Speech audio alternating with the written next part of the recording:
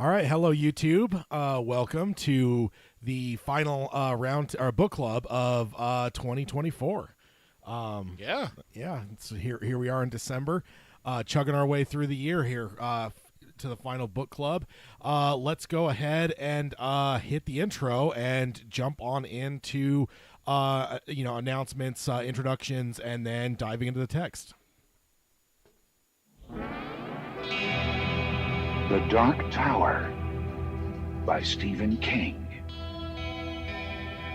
The man in black fled across the desert, and the gunslinger followed. Go then. There are other worlds than these. Death, but not for you, gunslinger. It's time we had our own palaver, I think, and it's going to take a while. And yet, dauntless, the slug horn to my lips I set, and blew. Child Roland to the Dark Tower came. We are content, one from many. Let the palaver begin.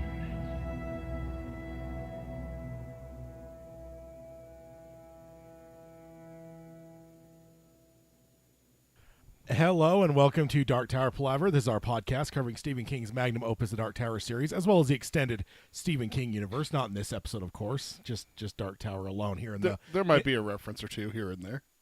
Every so often. Every so often. This is a unique book club, It too. is. We'll certainly get to it as we get in there, but there's some unique things about this book club. So, let's go ahead and dive on into the announcements. First of all, there is no spoiler warning with these book club episodes. We stay where we're at or before we don't jump ahead.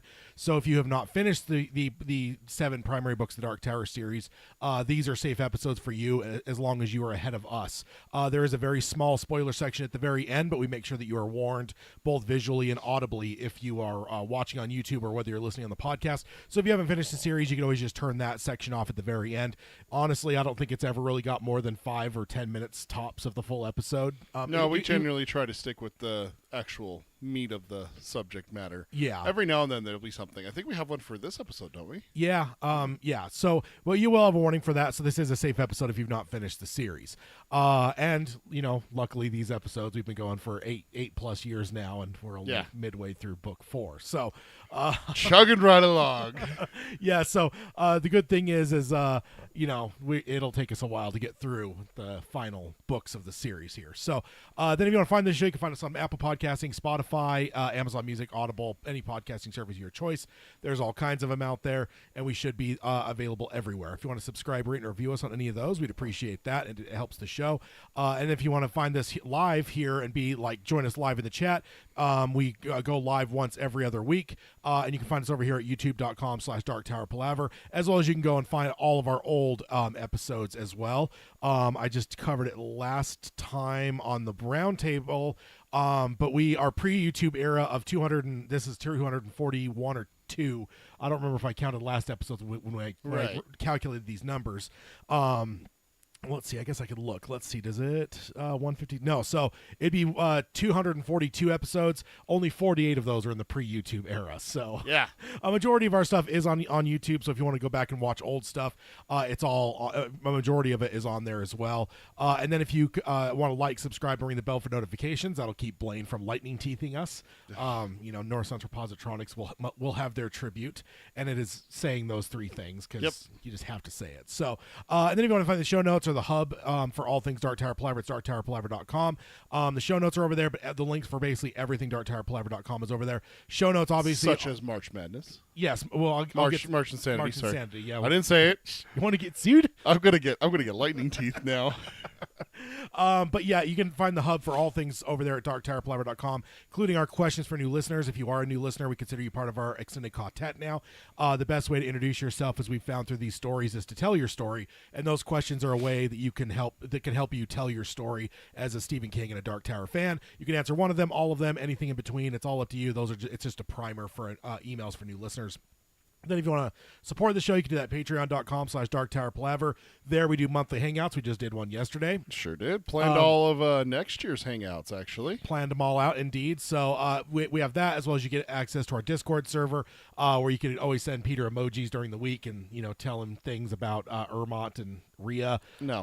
All those kind of fun things you could do all the time. So you could torment Peter or chat about Stephen King, Dark Tower Palaver, or Dark Tower stuff on there as well throughout the weeks.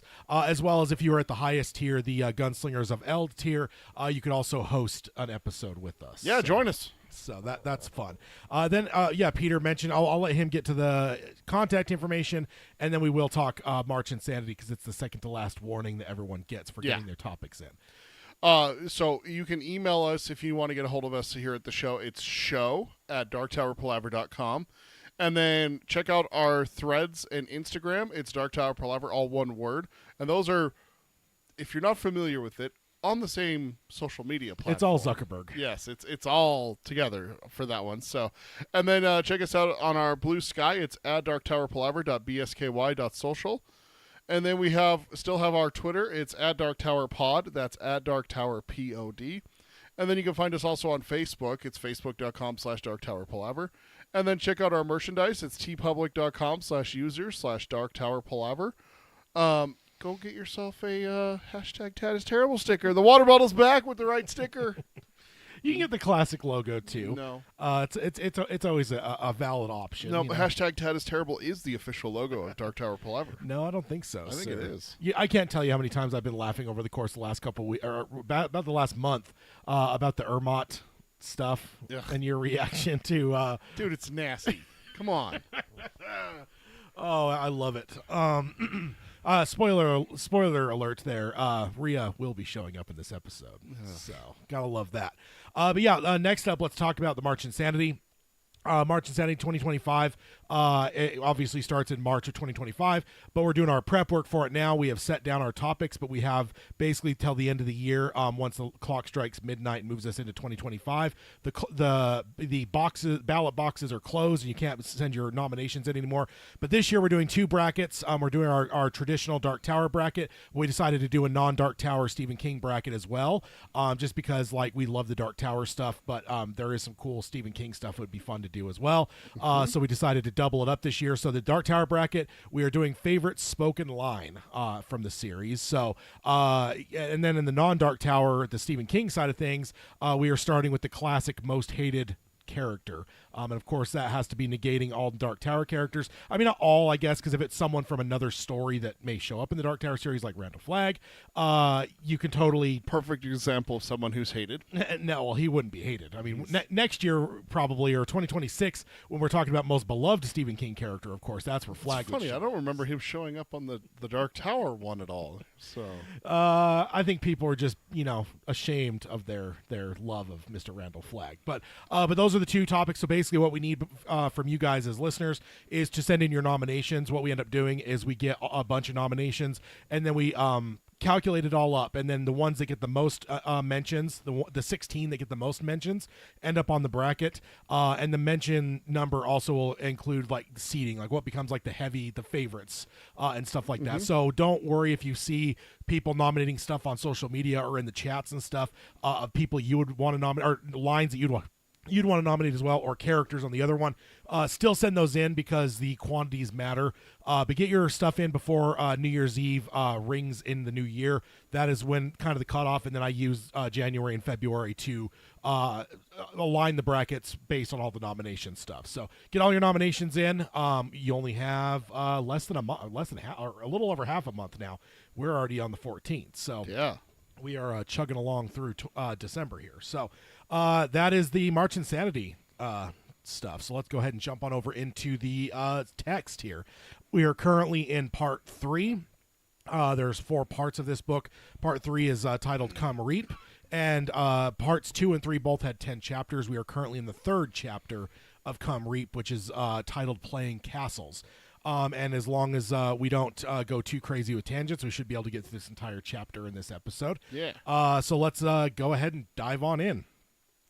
So I'm trying to remember where we left, or I guess what, because it is a full chapter, so it may not even be related to what we saw previously. One of the last things that happened, I remember, is the showdown with Cordelia and Susan. Yeah. That one.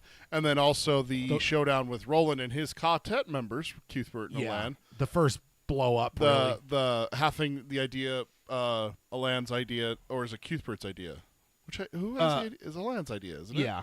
To go to give them a list of what ranches and farms they're going to go to count. To allow them to play a shell game and move stuff around. To keep moving stuff around and everything like that. So. But there is a lot of, I don't know, animosity, a lot of strife between the boys because of Susan and Roland's relationship. Yeah. So let's go ahead and jump on into Chapter 3, though. Subchapter 1, starting off here.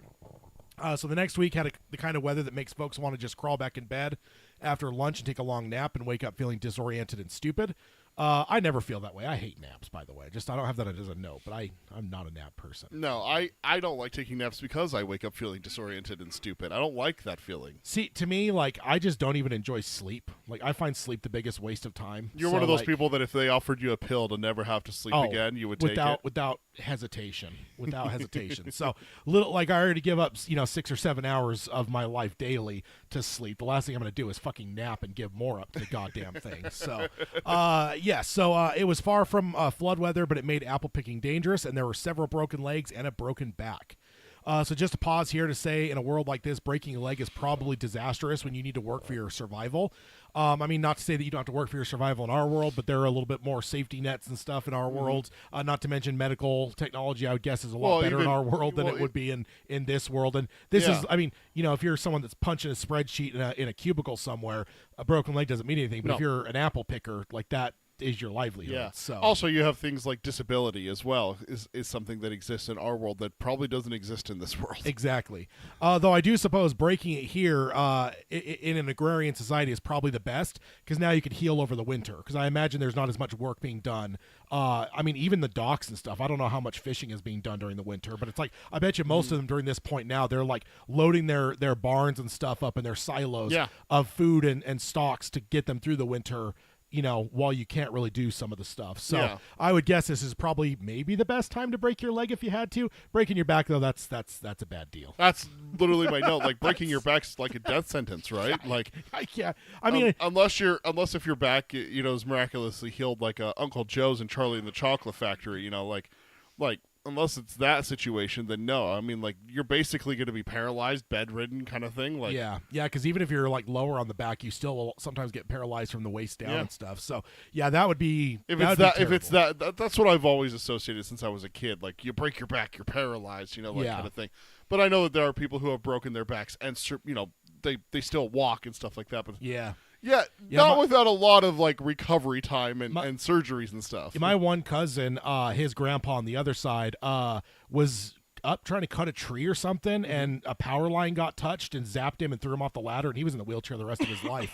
Yes, that's what I'm thinking of. Is they probably don't even have wheelchairs. Yeah, in here. I can't imagine. Yeah, either way, I just wanted to pause and stop there and say, I guess that would suck. But again, at the same time, the more I thought about it, the more I'm like, well, it is harvest. It's close to the equivalent to where we are now. We're a little bit past this in our world, but at the same time, maybe that is the best time to get hurt. It makes me wonder if you're out for 6 to 8 weeks for a broken bone to heal or something like that. For us, it is. That's for true. them, it might be 6 to 8 months. Yeah, that's true.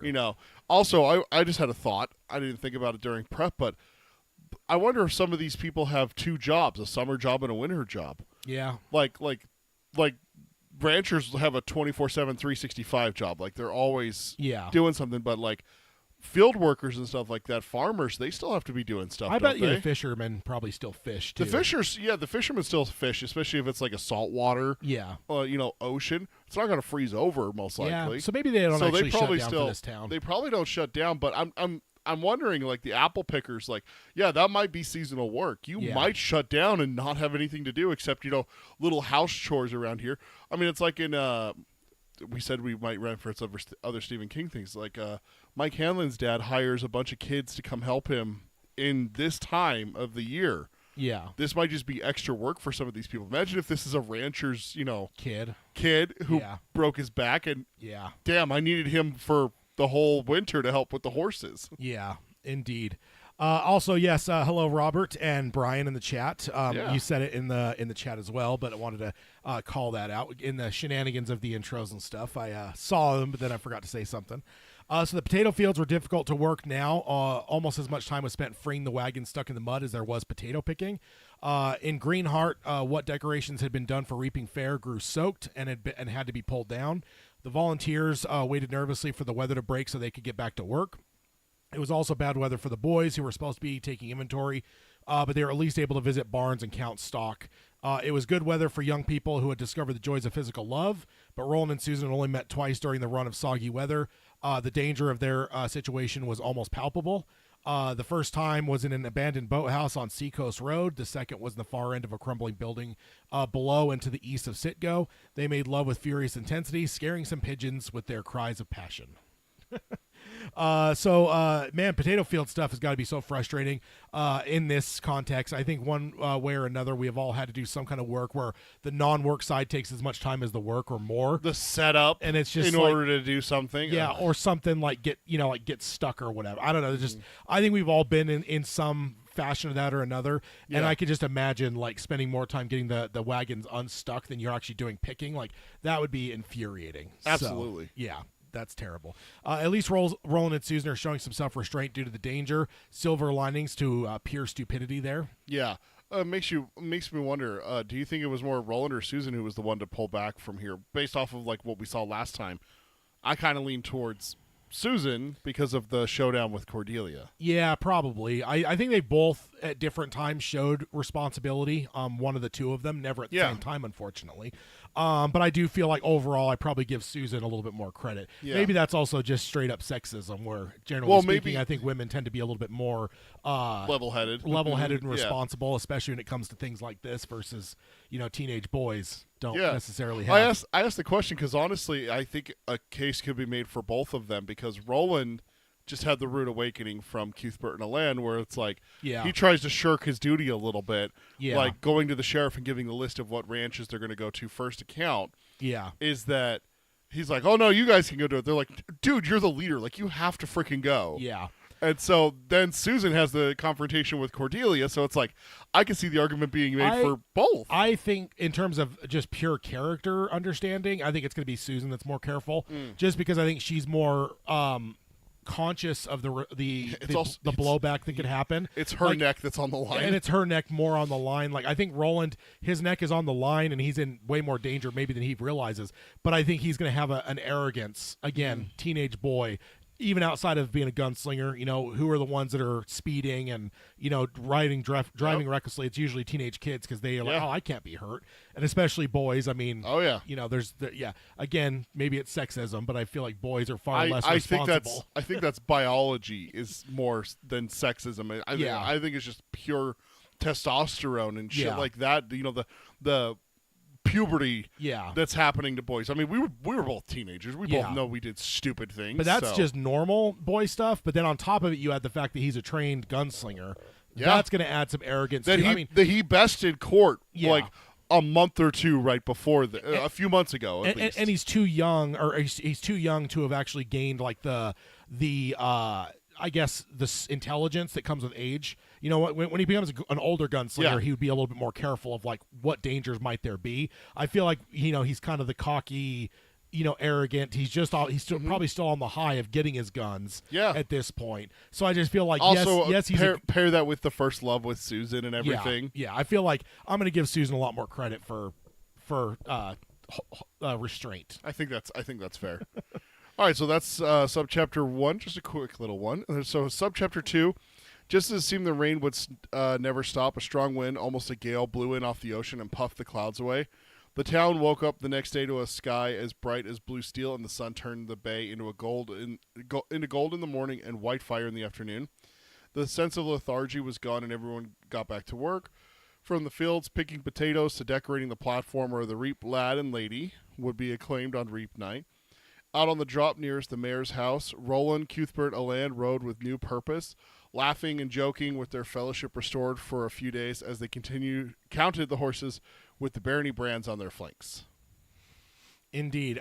In my note, as someone who lives in the Salt Lake Valley, where during the winter we have the worst air quality on the planet, and that is not a exaggeration. There are times that we are legitimately higher than Beijing. Last week. Last week we were the worst in the country, but not the world. Oh, really? Yeah, I thought someone at work said that it was the world. We were like 25th in the world, but the only other 2 American cities were like down in the 40s and 60s. So like far and away the worst in the country, but there were still like 24 places worse than us. But either way, we have an inversion. So like during the winter we're in a valley. It's a bowl. The inversion, the cold weather is down low and the hot weather is up high, and it basically puts a lid on it, which means all of our pollution just gets stuck in here. And there's times you look around, you can't see the mountains, you can't see the sky. It's just a gray, yellowish haze. smudge like in the sky. And so I can very much feel this, where then when a wind or a storm comes through, and then you come out and suddenly like you can see blue sky and you can see the mountains. Like it's just the most refreshing thing, and suddenly it no longer feels like you've got your mouth over the tailpipe of a Greyhound bus. Exactly. Because that's what it feels like. There's times like you're just outside breathing and you can feel it burning. And so suddenly when a storm blows in and it's suddenly clear, that is like one of the most magical moments for us here in Salt Lake. I can feel what they're saying where suddenly it's clear. Yeah, so out my kitchen window, I can see in my front room window, they face east towards the big mountains that we have here in Salt Lake. And I can say that when it's that inversion that Tad's talking about, it's look out, how much of the mountains can I see? Oh, nope, it's going to be another bad breathing day, that kind of thing. But when I look out and I see the mountains and I can see like in detail, okay, there's the snow line, that's how far down it comes. Oh, look, I can see where the shadows are and everything. There's a werewolf. No, none of those in Utah. They're not. It's illegal. Also, hello, avid book junkie. Welcome. And then Robert says it sounds like Under the Dome. It's very. I thought about that when I read Under the Dome back in the day. It very much smoke. It very much made me think of how we live here. So, So that's kind of what came to mind when they're talking about clearing stuff out. Yeah, the storm comes through and blows it out. It's needed sometimes here, which is why in the wintertime I get in trouble. People are like, ugh, I don't want it to snow. And I'm like, I do. I can't freaking breathe. Yeah. Like let it snow because the storm's going to blow all that crap out of the valley. Yeah, indeed. I love snow because it just destroys people's souls. And you're heartless and evil, so yes, we know this. My only note here is it's good to see the boys working together and having fun. After a lot of strife over the last few chapters, we see them riding and joking and playing here, so that's good. Yeah, because obviously we the whole of the last episode pretty much we were kind of seeing a lot of strife between them, so to see them looking a little bit more normal again is encouraging for sure. And of course it's teenage boys having fun in the wet, right? Like that makes sense. Yeah. So going on one of these days, Eldred Jonas stepped out of the sheriff's office and walked up the street, leaving DePape and Reynolds to ride out to Hanging Rock to keep an eye out for Latigo's outriders, who should be coming any day now. Jonas had only one plan, to have a glass of beer and watch the preparations going on at the pavilion, and maybe take a flower girl for an hour or two of recreation. He always left the maintenance of the saloon whores to Roy and Clay, but a fresh flower girl of 17 was a different matter. And happy feelings are gone. Not as bad as the mayor, but pretty close. Yeah, that's real yucky. Yeah. Also, the other two going out to look for Latigo, it's clear now that Farson's man could arrive at any point. So we've been talking about a ticking clock this entire book. Well, at least the flashback part of this book that we've been in. Because we got to remember there was a part of the book before that. There was a pretty fast-moving clock in that one. Yes, there was. Yeah. So there has been 2 ticking clocks in this. But this ticking clock has been very, very consistent. And I think the fact that we've now got coffin hunters basically going out to look for the incoming riders. Just to sit there and watch. Yeah, because it's not Google calendars for these guys. So it's a little bit less defined. I guess Gandalf can come on the first light. What is it? On the morning of the 5th day. Yeah, look, the third. Yeah, look whatever. east. Yeah, whatever it is.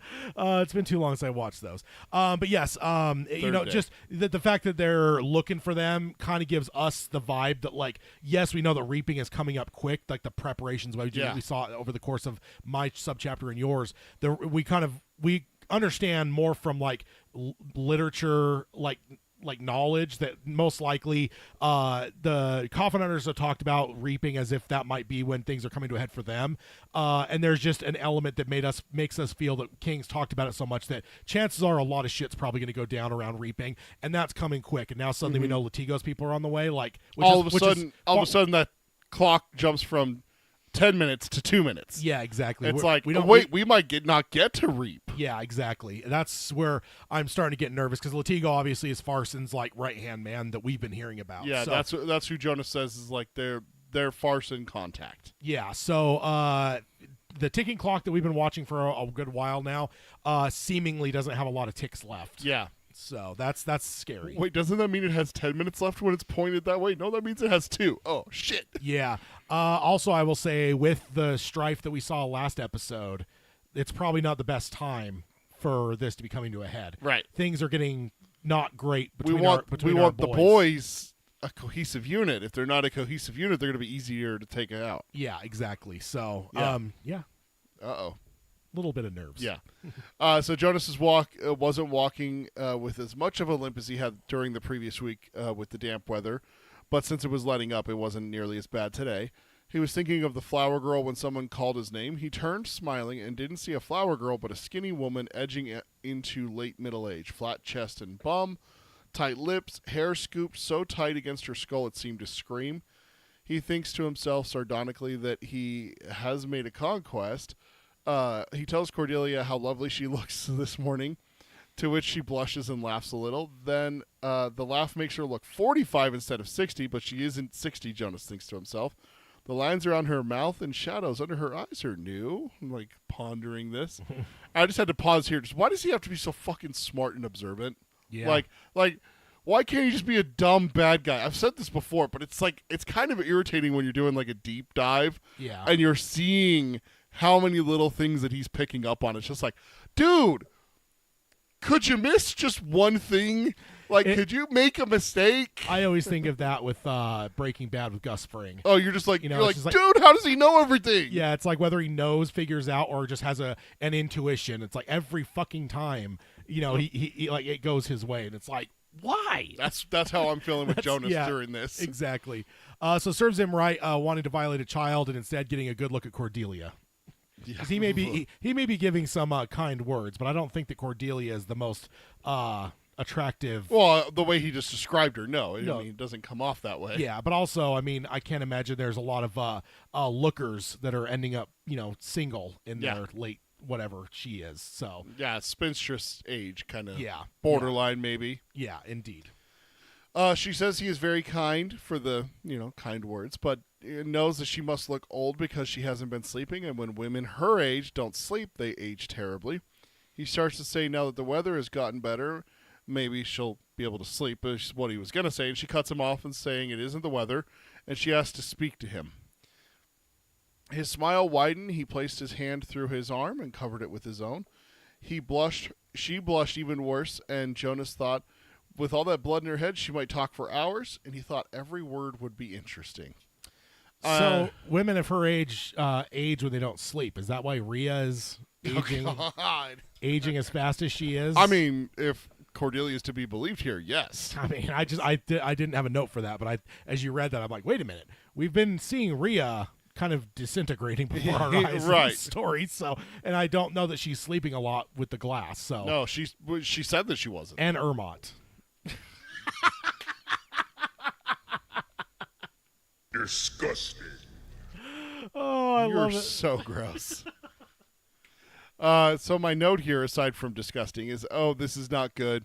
With how Susan and Cordelia just left things for her to run to Jonas about everything is the absolute worst thing she could probably do. Yeah. I mean, like, it would be bad if she went to the mayor and stuff like that, I feel. But Jonas, I feel like, is worse because I feel like Jonas is more of a threat. He's crafty. He's very crafty. I feel like also he's more of a threat to the gunslingers. Roland and all of them.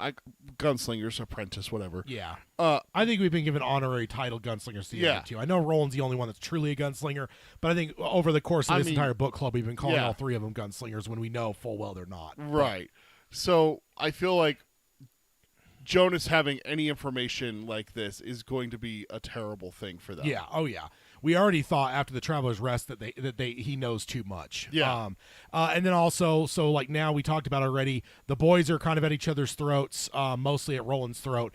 Latigo's men are on the way, and now Cordelia is talking to Jonas. Like, it just feels like everything is going the wrong way. Yeah. Is there anything worse that can go? Oh, stay tuned. We'll find out. I was about to say, can't get any worse from here. Or I have a bad feeling about this. And Stephen King went, challenge accepted. Yeah, pretty much. I never think that because in my mind I'm always like, Stephen King can always make it worse. So I'm never gonna question it and say, well, it can't get any worse than this, because you know what? I've said that a few times in my early King reading career, and it seems like every time I say that, like King, every time you think that or you say that, Jake Chambers dies. Yeah, that's true. In other books too, it just feels like King is very good at making you think you're at the worst possible spot, and then suddenly ratchets it up by 10%. That's what he does best. Yeah, I don't get it. Let's see. And then Avid Book Junkie says, I've only read one Stephen King book. Go ahead and start yelling, LOL. No, I guess I would be questioning what book it is. That is a good question. Is it a Dark Tower book? Robert asked the same question in the chat. What book? Because if it's just like random, like The Shining, it's like, I hope that this episode is bringing something to you. Because if you've not read these, I don't know. Yeah. But no, no, not at all. I don't. I was Mr. Mercedes. Oh, awesome. I love that book. I do love that book. You said one book. Did you read the second and third book of Mr. Mercedes? Or the Dark Tower books? Yeah. But yeah, no, I was I've been arguing with people a lot online recently where they're talking about like what you've got to read the Dark Tower series. Yeah. And like I'm just one that just keeps jumping on people and saying absolutely not. If you're talking the first time, just read the fucking books. Yeah. I don't care about all the tertiary shit, like, because people are making it out, and I think the extended reading orders are fine for people on rereads. Yes. But if you're trying to saddle someone and say, hey, you've got to read 35 books, in total, in order to understand these 7, and then like, and to me, like, exactly, and what I fight against is like that's complete bullshit, because we've had people like over the years that have listened to our show that have told us that the Dark Tower was the first King they ever read, and they read the entire series. Like, you can read this stuff with no context of King. Now, will it be enriched a little bit and some Easter eggs you might catch when you've read some other stuff? Yes, but that's not required. And I keep pounding in people's heads because I'm like, don't make this series like unapproachable, this series is like, you can literally just read the series. Hey, in order to watch Iron Man 4, you're going to have to watch all of 38 of these other MCU movies in order to understand this one reference at minute 27 of the movie that really doesn't have any bearing on the plot, but it's a really cool reference and Easter egg. That's kind of how I feel about the Dark Tower. Like, yeah, it's cool to understand some things. Yeah. But is it critical to the story of the Dark Tower? No, it's not. Absolutely not. I've been having a lot of conversations about that because I love the extended reading order stuff for people on rereads, like us. Yeah, like there's a reason that we're doing this show is because we're big Dark Tower junkies. So we want every little breadcrumb that's connected to the Dark Tower. But for first-time readers, no, read the 7 primary books. You don't even have to read Wind Through the Keyhole. Yeah, unless you love it. Yeah, then do it. And always read Wind Through the Keyhole 8th. In the 8th slot. Absolutely. Don't stick it after this book. I think that's a mistake for a first-time reader. I know that's where it takes place in the timeline, but it's written in the order it's written in, and I think it works the way it's that way. Absolutely. So, Avid Book Junkie says he's going to go on a Stephen King collection next year, so excellent. Awesome, and said not yet about I guess sequels, we asked about Mr. Mercedes sequels and this, so. He did say one book, so we should have. Yeah. So Subchapter 3, let's jump on over here. So with women of a certain age and temperament, Jonas found tea to be more effective than wine to get them to talk. He gave up his plans for a beer, and without a second thought, he seated Cy Delgado in a sunny corner of Greenheart Pavilion, and it says in parentheses, not far from the rock that Roland Susan knew well, and ordered a large pot of tea and some cakes. They watched the reaping fair preparations, and they waited for their order. The park was full of all kinds of hustle and bustle, including hammering and sawing and laughter. Cordelia says all fair days are pleasant, but reaping turns them all back into children again. And Jonas agrees out loud, but inwardly thinks that he didn't even feel like a child when he was one. And that fits Jonas. Yeah. That sounds about right. Like I think we've all known people like that too, like the kids in elementary that act like 30-year-olds. Like they have no fun. I had this one kid who would show up on test day in a suit. Like, no, I'm not kidding. Like it was like 6th grade, and our teacher would be like, all right, we got a geography test tomorrow. And he would seriously show up in a suit. And finally, she asked him. We teased him about it. Like, we're heartless children. Of course we did. Yeah. But she finally asked him. She's like, Patrick, why are you showing up in a suit? And he goes, dressed for the job that you want. And she's like, it's school. And he's like, my dad taught me that it starts now. And I'm like, I'm over here like doodling like sports jerseys because I was obsessed with sports in 6th grade and everything. And I'm just like, we don't have to get a job for like 20 years. Like, what are you doing? Indeed. She said that she liked the bonfire best as she looked at the large teepee-shaped pile of sticks and boards that was being constructed at the far end of the park. She then said that she loved it when the town folks brought their stuffy guys out and threw them into the fire. She admitted it was barbaric, but it gave her a pleasant shiver. Jonas agreed, but wondered inwardly if she would get the same pleasant shiver when 3 of the stuffy guys were apt to smell like pork and scream like harpies when they were burning. And if he was lucky, the one that would scream the longest would be the one with the pale blue eyes. That's always a fun thought. Yeah, exactly. Yeah, that's brutal. So yeah, Jonas is wise here. I don't think that this snooty bitch would drink wine, at least not out in public. Like, yeah, my note is just it would be too unseemly for a woman to drink in public. Yeah, exactly. Like, I feel like she would drink, but she would drink behind the closed doors. Like, I just don't think she would be one to drink in public. And she'd be like one that would like chastise people. Like, oh, you go to the Traveler's Rest. You're one of those. But then she'd go home and have a bottle of wine that she'd open up. And like, that just feels like. But if someone came calling, quickly hide it. Absolutely. Exactly. That's the way I interpret Cordelia. So King does a good job here of painting the edges of the scene here in a way that builds further what the town looks like as they approach the Reap. It just cool little world building stuff. Yeah. You know, you see people like working, but like hustle and bustle or whatever. I didn't make a note of it, but it does. The line where she says fair days are pleasant, but reaping turns them all back into children. Just again, we talked about this, I think, the last episode or maybe the episode before. It really is just drawing Christmas vibes for me. Like, as I say, Christmas is the one that comes to mind of one that probably makes people in our world feel more childlike. It's probably Christmas, right? Yeah. I mean, some might be Halloween. Some would be Halloween, dressing up, going to a costume party, and being dorks, and you know, getting drunk when you're an adult. Yes. Drunk when some of us were kids. That's unfortunate for a lot of people. Oh, of course, that's you. No, yeah, right, dude. I didn't know what the word alcohol meant until I was, 20? You thought it was rubbing alcohol. Yeah. Yeah, no. So, but you're right. Christmas is the vibe that definitely comes to my mind when with what we're seeing. Yeah, especially here. like the whole turning them back into children thing. Yeah, for sure.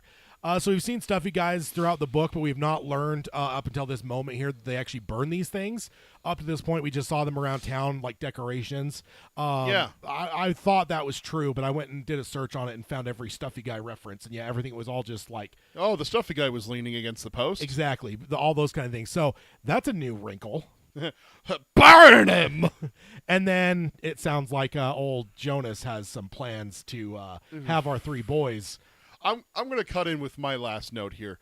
That's not a nice way to die. Probably the worst. I think it's top 3 for me. I think they've even said scientifically it's the most painful death. It's because it singes every single nerve ending on your body. You hope you die from smoke inhalation first before the flames get to you. Yeah. But when you're outdoors like that. Yeah. Like that's what a lot of people don't realize is that if you're trapped in a house fire, you don't die from the fire. You die from smoke inhalation. Yeah. Which is bad, but not nearly as bad as being burned at the stake. Yeah. Because the smoke has somewhere to go, so you don't die from smoke inhalation, as far as what I've seen. Now, that being said, there are a couple torture things that I've read about. Persians have one that... Oh, I mean, yeah, there's torture things, but torture things generally aren't meant to kill you. They're meant to like torture you. Yes. So like I would say like death inflict as much pain as possible before dying. So I mean, being burned alive is not a natural way to go for the most part. Like we just I think it's about one of the most natural ways to die in terms drowning, of like, in terms freezing to death. Yeah, like there's like fire in nature. So you know. Also, Gotcha. I've said it. We've said it repeatedly that King seems to be broadcasting Reap as when shit's probably going to go down and come to a head. He's given us a countdown, and it makes it seem like the Coffin Hunters. It's like every subchapter has some chapter, not subchapter. Some chapter has a reference to, we're this far from Reap. We're this far from Reap. Yeah. So now this is making it clear that Jonas has every intention of killing the boys on the Reap night, Yep. on the bonfire. So because like the more I read that multiple times to see like, is he just like almost like just being wicked of like, oh, I'd love that to be. No, he's saying it in a way of like, I wonder how she's going to feel when this happens. Like, so his full intention is they're going to be on the Reap bonfire with the stuffy guys. Yeah. So that ticking clock is suddenly a little bit more. There's less ambiguity now. It's full on. Like in Jonas's mind, he is going to kill the boys. Yeah. On Reap. If someone pulled back the curtain to reveal that behind the ticking clock is a bomb. Yes. Like, you just see the clock, that's one thing, but when you reveal the bomb and how big it is, all of a sudden it's like, oh shit. Yeah. It is wild though, because a little bit of a spoiler for the rest of this episode. I don't think he actually gives us a full on clock in this. I mean, we see them doing prep work to where it's like, it's obvious it's on the horizon, but I don't think King gives us like a 13 days from today will be like, we don't have that direct, but we've been having those multiple episodes now, so this is one of the first episodes in a while that we don't have a definitive. But again, I think we're getting so close to it that seeing the people like prepping the freaking bonfire and like hanging decorations, like it's giving, it's kind of like Christmas, right? What better way in a movie to show that Christmas is coming than people hanging tinsel and putting their trees? Like that just tells you. Apparently, I've learned recently, not Germans though. Apparently, Germans put their Christmas tree up on the 24th and. Really? Like on Christmas Eve? Christmas Eve. And then it's down the day after. Like they're up for like a day and a half. Oh, those Germans. But yeah, like that's just a good way to it's a coded way in like movies to like tell people that Christmas is coming. So King is certainly showing us that Reap is coming very quickly, but he doesn't give us a direct overt right 13 days left or whatever. Yeah. So that does make this chapter somewhat unique to what we've been seeing over the last 3 or 4 months of this doing these book clubs. Yeah. So the tea and cakes came, and Jonas didn't even glance at the serving girl's full bosom when he was served. He only had eyes for Cordelia with her nervous, shifting movements and odd, desperate look. After the serving girl left, Jonas poured the tea and covered her hand with his, and told her he could see that something was troubling her, and she could confide in him. Tears began in her eyes, and he gave her a napkin and told her to tell him. She said that she would, and she had to tell someone, but asked him to promise not to tell Thorin or Reimer. If they found out, they could send Susan west. They could send both Susan and Cordelia west. He promised not a word to Thorin or Reimer. So, yeah. Jonas is good, controlling his glance at the waitress in order to get better trust or desire from Cordelia. Because I know there's some people that just don't have that self-control. Yeah. To sit at a table, have a waitress come up and not glance, Oh yeah. It's just that's hard. Well, for some especially people. the way that it describes her as well as Yeah. being full bosomed and everything. So Yeah. Robert says the Philippines put up their Christmas trees on September 1st. good Lord. I know there's a number of people I've met here in Utah that put them up the day after Halloween. Oh yeah. So to me that's pretty damn early. Like for me. I mean, there's no holiday in between Halloween and Christmas anyway. Sure there is. Shut up, Hayden. No. He is, and he's also doing good at buttering her up, obviously. Yeah. And is she about to tell him something that she doesn't even know for sure? Honestly, there's not a worse person in this entire world to tell him about this than her, right? Yeah. Because of her paranoia and just the way her brain has been working this entire fucking book.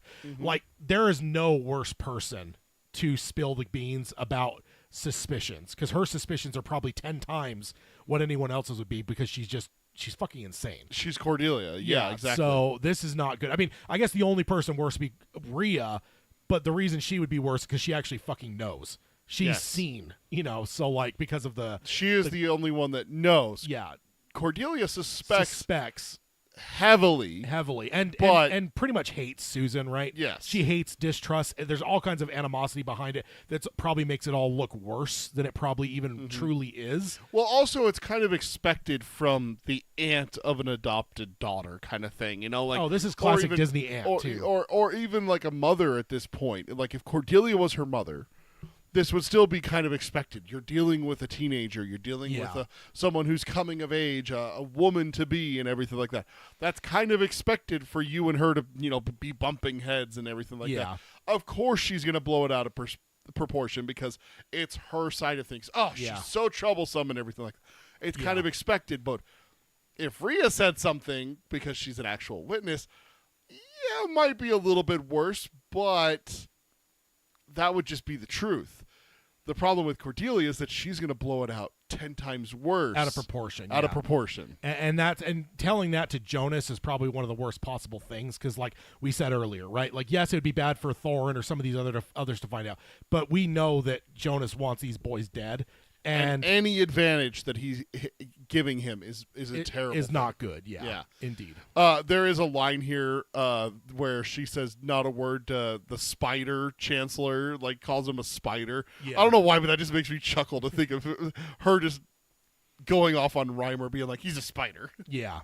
Well, we've kind of had enough uncovered to understand that he's probably the one that's most behind the conspiracy. He's got a devious web. Yeah. So he promises not to tell them. I think he means it, not because he's honorable or cares about Cordelia or Susan, but because he's not about to give the boys over to Thorin, Reimer, or Avery. They are his. That's my read on it, right? Also, just to add to what you're saying is, like, when you look at the authority and the power that's in this town, we've had this discussion. Who has the real power? Yeah. Is it the mayor? No. We absolutely accept that it's not the mayor. So it's whoever has the contact with Farson. Yeah. Farson is running this town. Through who? Yeah. Reimer? I think Reimer's the one. Reimer is like the paper, but who's the general? But here, you know? here's the example I'd use.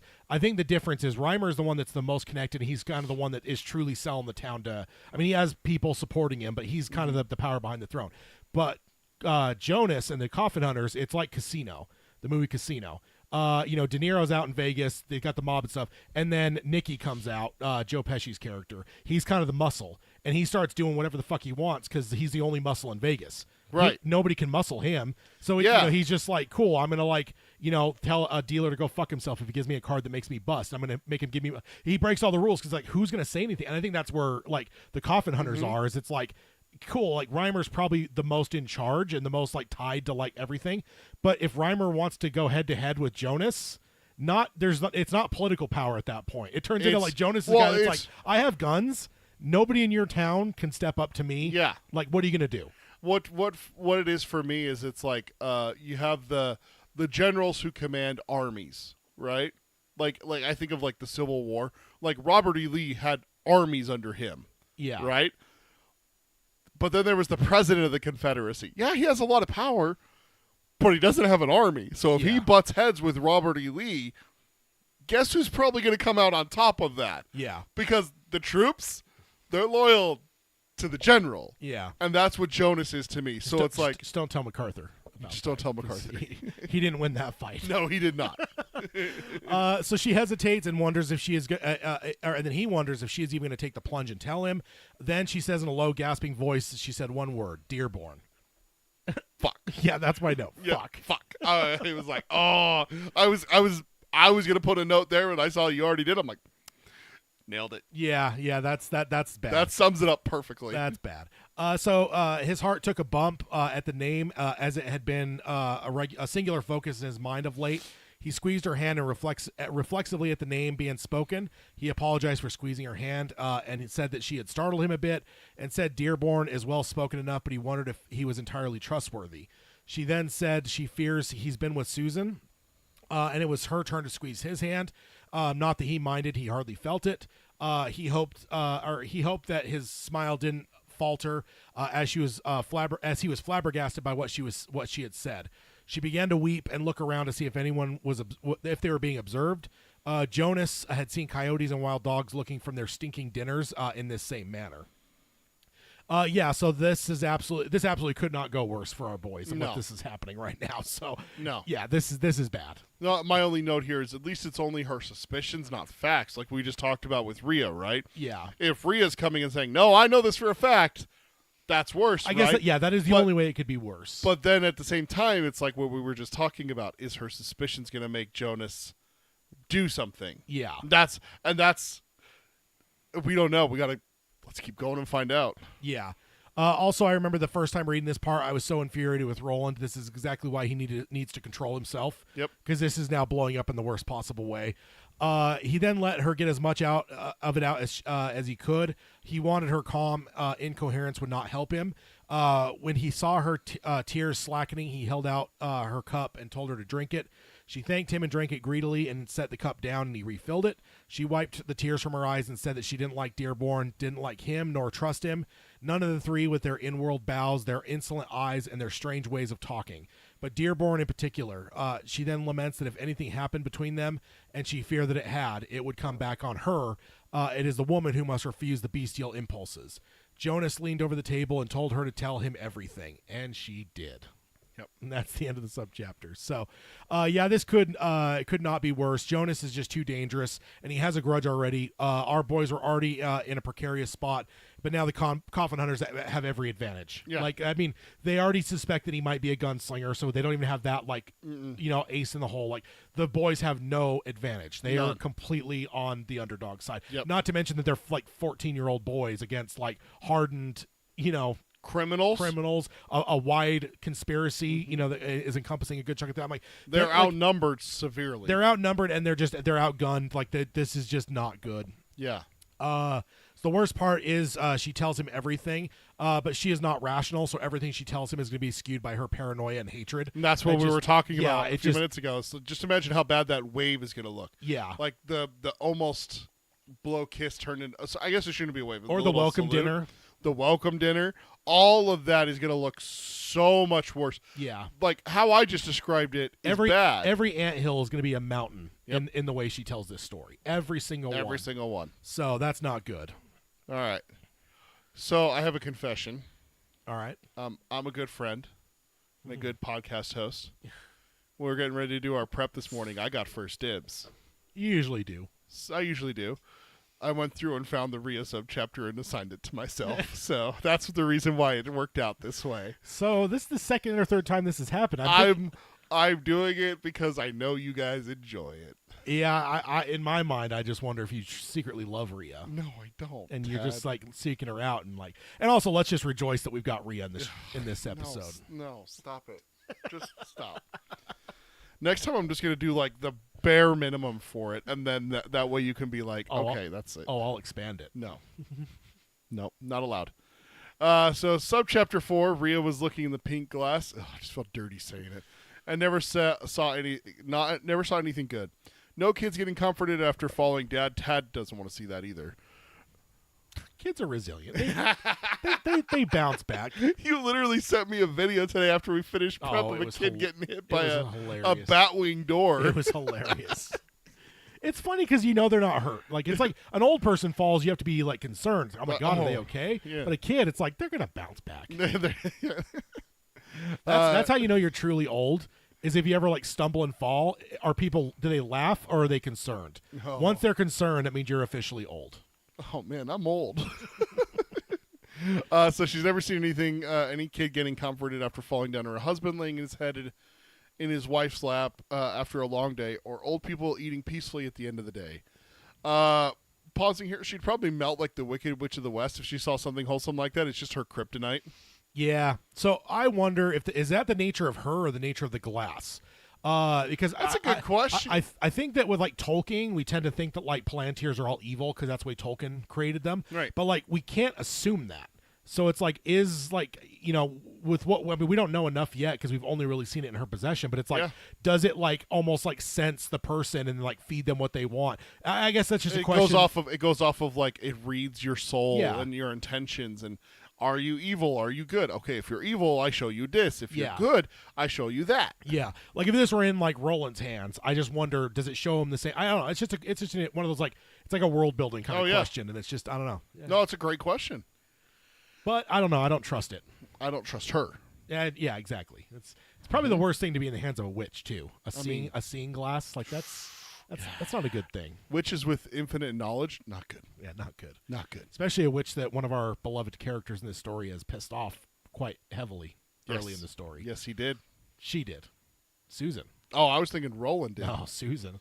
Well, Roland stopped her, so... No. Oh, she didn't see it, though. No, she got mad. She got her mad at the very beginning. She didn't see that Roland stopped her. No, but she got her mad at the hut. Remember? Oh, that's true. That's the whole reason why she did, like, the little whisper. Yeah, everything. All that started because, like, Susan got kind of under her skin, yeah. And so, like, that's just not a good thing to have a witch.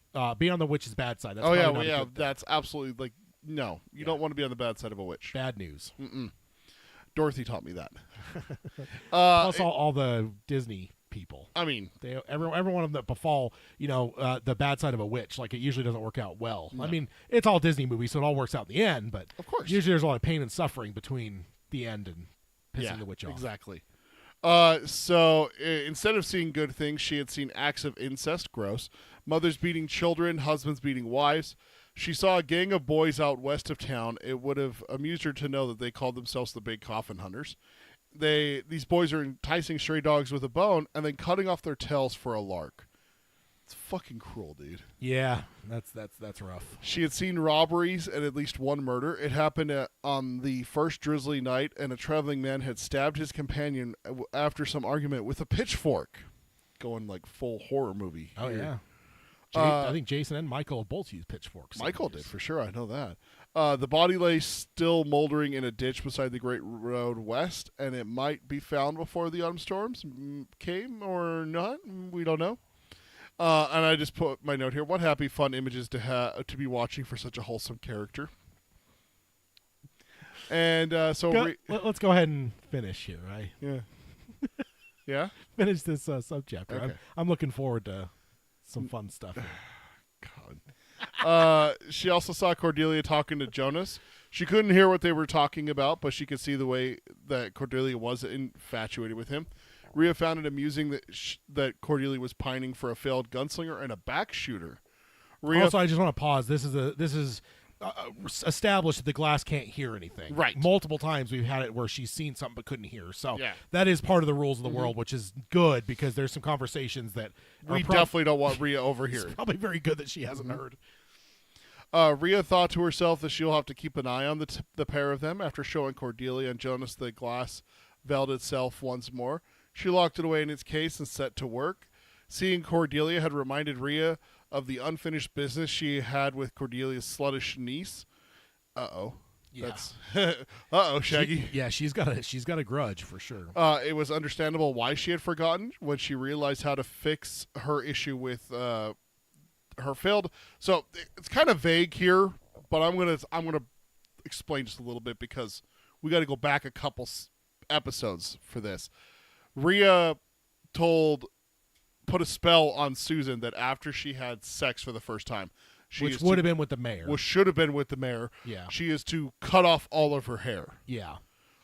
When she ends up having sex with Roland, they fall asleep, and she wakes up, goes down to the stream, and takes a rock and goes to cut off her hair.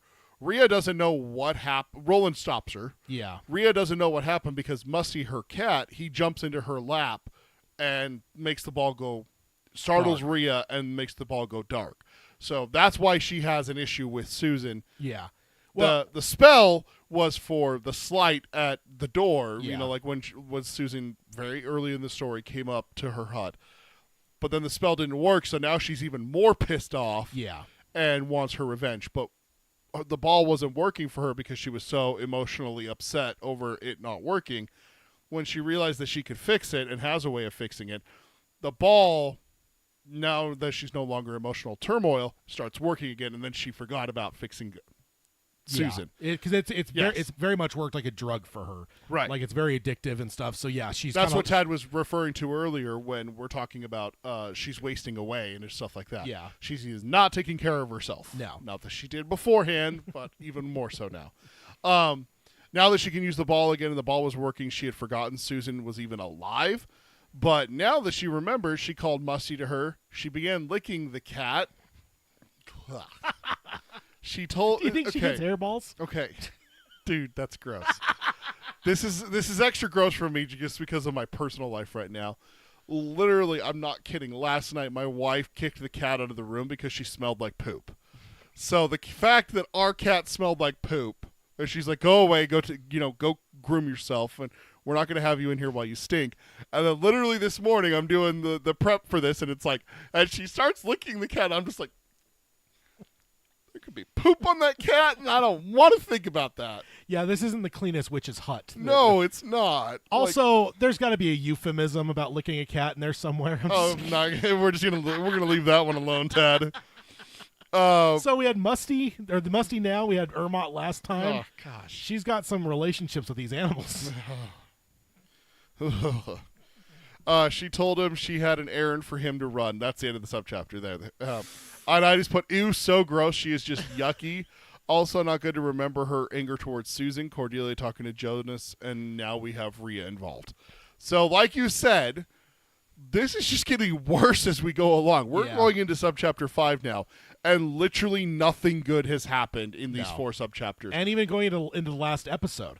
Because the fight with the boys and stuff, and then the fight with Cordelia, which has like spun her out even more from Susan and Cordelia. The boys are fighting, like everything has been going south for like the last couple episodes now. So this isn't good, and it's not getting better. So my note, she calls Jonas a failed gunslinger. That is really interesting because I don't think we've had any indication. I mean, there's been some suspicions we could have had because he's very capable. He's very fast. There's a lot about him that screams gunslinger, but I don't think we've had anything that's overtly told us. He also had knowledge of gunslinger stuff. Not like grave details, but he had knowledge of like, no, they're far too young to be gunslingers. So it's like, well, how do you know that? Yeah. Like if you stop and actually think about it, like, well, how does he know how old they go? If we want to get our Sherlock pipes, there's been some clues, but this is the first overt thing we've heard that he's a failed gunslinger. And why wouldn't we trust what Rhea is saying? Yeah. No, that I mean, she can see everything. Yeah, there's no reason for her. I mean, she's not telling anyone, so there's no reason to lie. Also, calling him a back shooter, that doesn't surprise me. Oh, no, not at all. That just sounds about right for Jonas. Like, yeah, so, which definitely means he's not really gunslinger material if he's a back shooter. So, moving on to subchapter 5, Jonas got rid of Cordelia as soon as he could, but it was not as soon as he would have liked, as he had kept her as he had to keep sweetening her up. She still might come in handy. In the end, he kissed her on the corner of her mouth, and she had turned so violently red that he feared she might have a brainstorm. He then told her that he would look into the matters which concerned her. She told him discreetly, and he agreed and walked her home. As he walked her home, he figured nothing would ease her mind entirely until she knew for sure. But he guessed this would turn out to be nothing but vapor. Teenage love to dramatize, and she saw her aunt, and was afraid of some. She saw that her aunt was afraid of something, and she might well feed into those fears rather than alleviate them, because that's just kind of what teenagers do. They're assholes. Yes, indeed. So Cordelia stopped by her white picket fence with an expression of sublime relief. Jonas thought that she looked like a mule having its back scratched with a stiff brush. Damn. Seriously. Yeah, of course he's going to keep her in his back pocket. Fuck, she is inadvertently becoming so much more hated. Yeah. Like, just, I mean, she's just great. And the fact that, again, back to my note earlier, why does he have to be so goddamn smart? Yeah. He could have easily burned this and just, like, taken the information and been like, oh, you're so fucking stupid. Yeah, I remember getting excited where he's like, oh, it's probably all just vapors. I'm like, oh, please, God, yes, just believe that. But he says he'll look into it and he's doing it to keep her in his back pocket. It's like, God damn it. Yeah. And then brainstorm has to be a stroke, right? Yeah, the only other thought I had is maybe an aneurysm. Because the way that they're talking here, like, he kisses her on the corner of the mouth and she goes all red and, like, might have, like, an aneurysm, but, like, a stroke. I mean, they're kind of the same thing, right? Yeah. I mean, I don't think medically they're the same, but yeah, it's same idea and what they would call it in this world.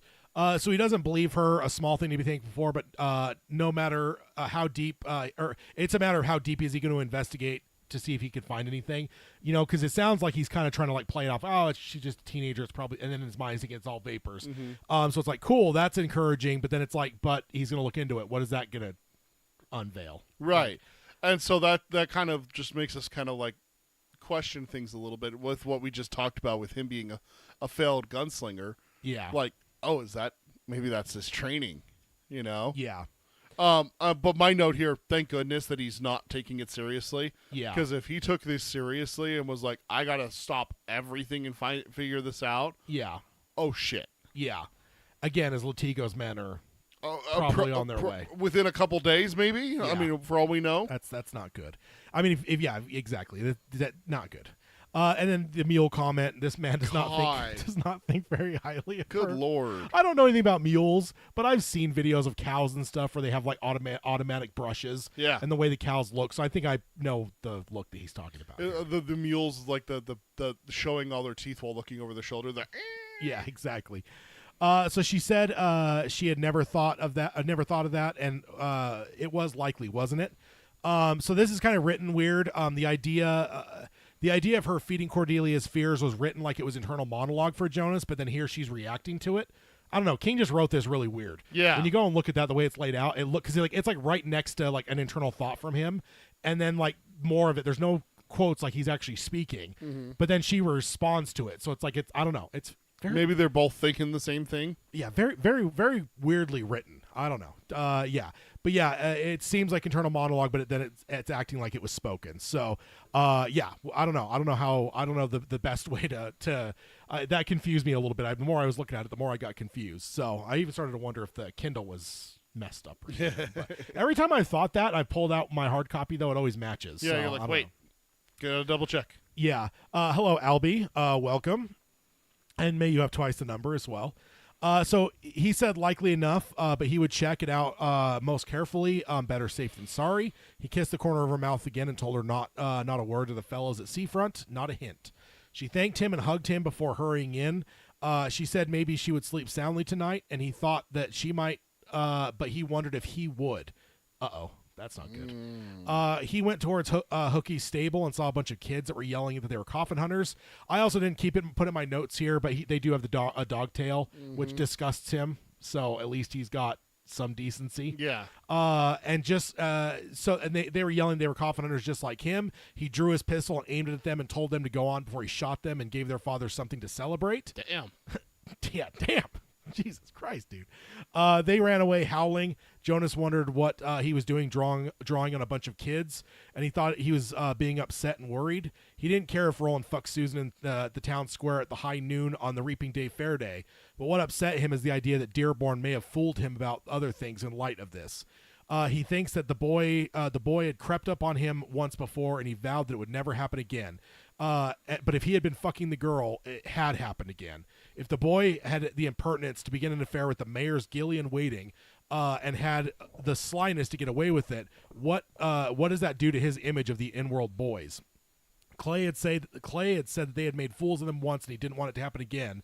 Jonas thought, had it happened again? How much did they know? How much had they found out? Who had they told? So again, all of that could be just vapors is all out the window now. It sure seems like he is spiraling in the exact wrong way for us. Yeah. So she might sound sleepy, but he won't. That's not good. This has troubled him more than I figured it would. And now he's pulling a gun on kids. Yeah, he's rattled. Oh, yeah, and my note here just goes along with that. Imagine what would happen right now if the boys walked around the corner. Thank goodness they're out on the drop counting stuff. Yeah.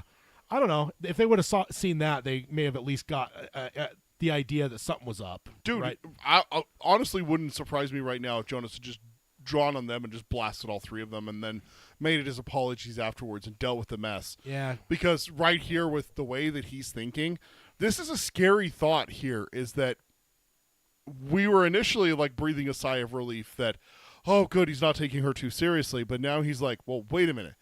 If this is true, they already bested me once. I said that would never happen again. But if this is true, they have bested me again. Yeah. And they've been besting me for however long it's been going on.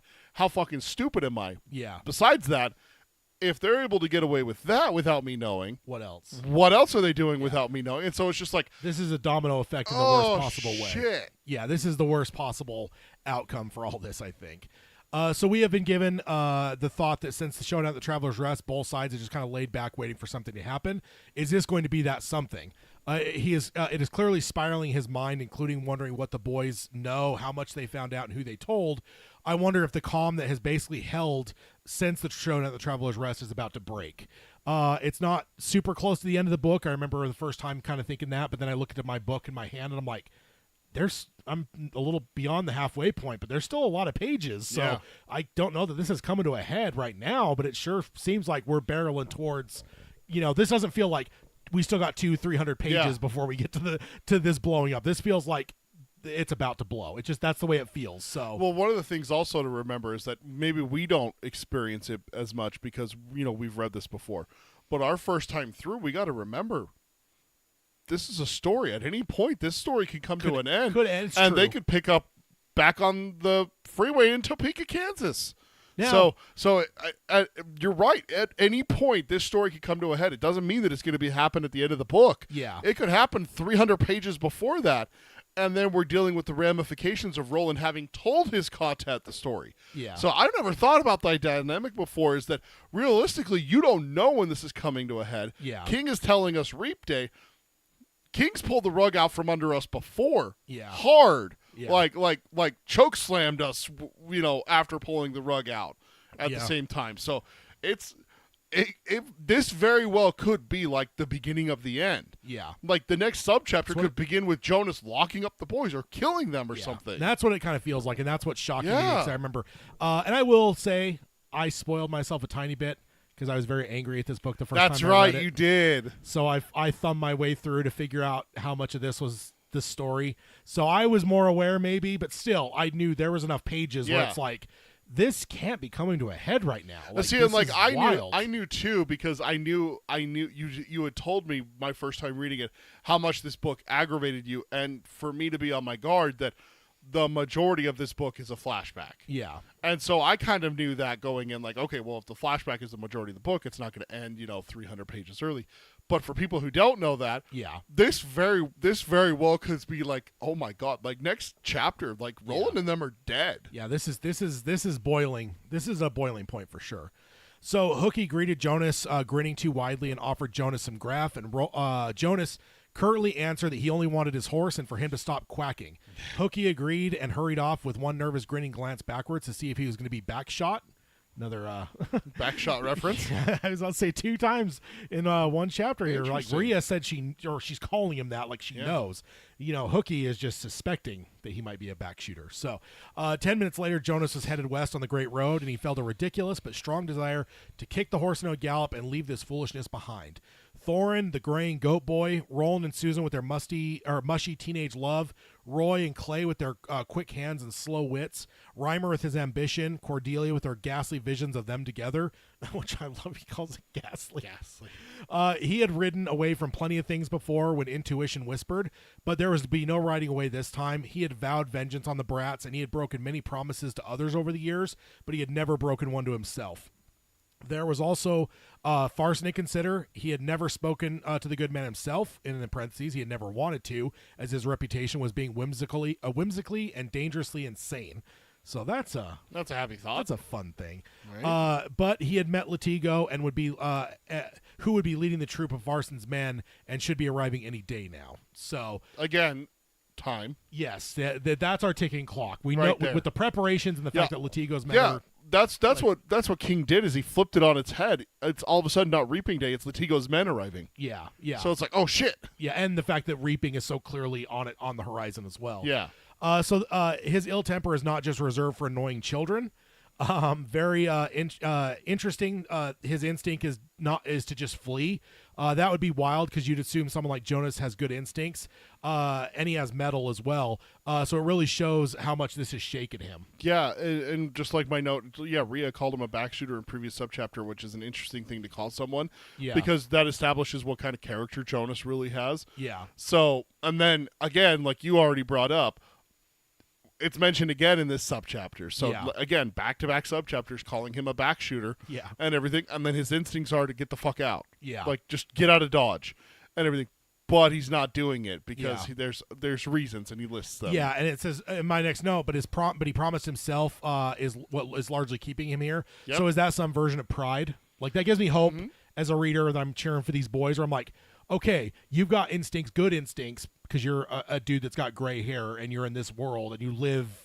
You're kind of a rough and tough and rough type guy. You're not. You've obviously been through some stuff. Yeah, you know, and your instincts are good. So your instincts are telling you to run, but you're not going to. Essentially, because of pride, that gives me some hope for our boys. Because that's usually the downfall of a villain, where like no matter how good they are, it's their pride and arrogance or whatever that is what. Oh no, ends up- we can clearly beat this guy. There's only 4 of them and 40 of us. It's like, yeah, you just watched him kill 100 people. You know that, right? It's like, no, we got him. yeah, and then It's that pride thing that, Yes, that exactly. always seems to be their so downfall. a small glimmer of hope for our boys. Could a be. small glimmer. Could be. Because if nothing else, hanging my hat on his intuition telling him to fucking run is a good thing. Because that gives me some hope a little bit. Because like we've been getting beaten down here for a bit. So For 5 subchapters. yeah, and even a little bit into our last, because our boys are not at the best place And right Susan's having words with Cordelia that yeah. are really bad. now. That's getting way more heated. Yeah, Yeah. this is all going very poorly. Going sideways. Farson's men are expected any day now. That is not good. Yeah, like we've been talking been saying about it, but that clock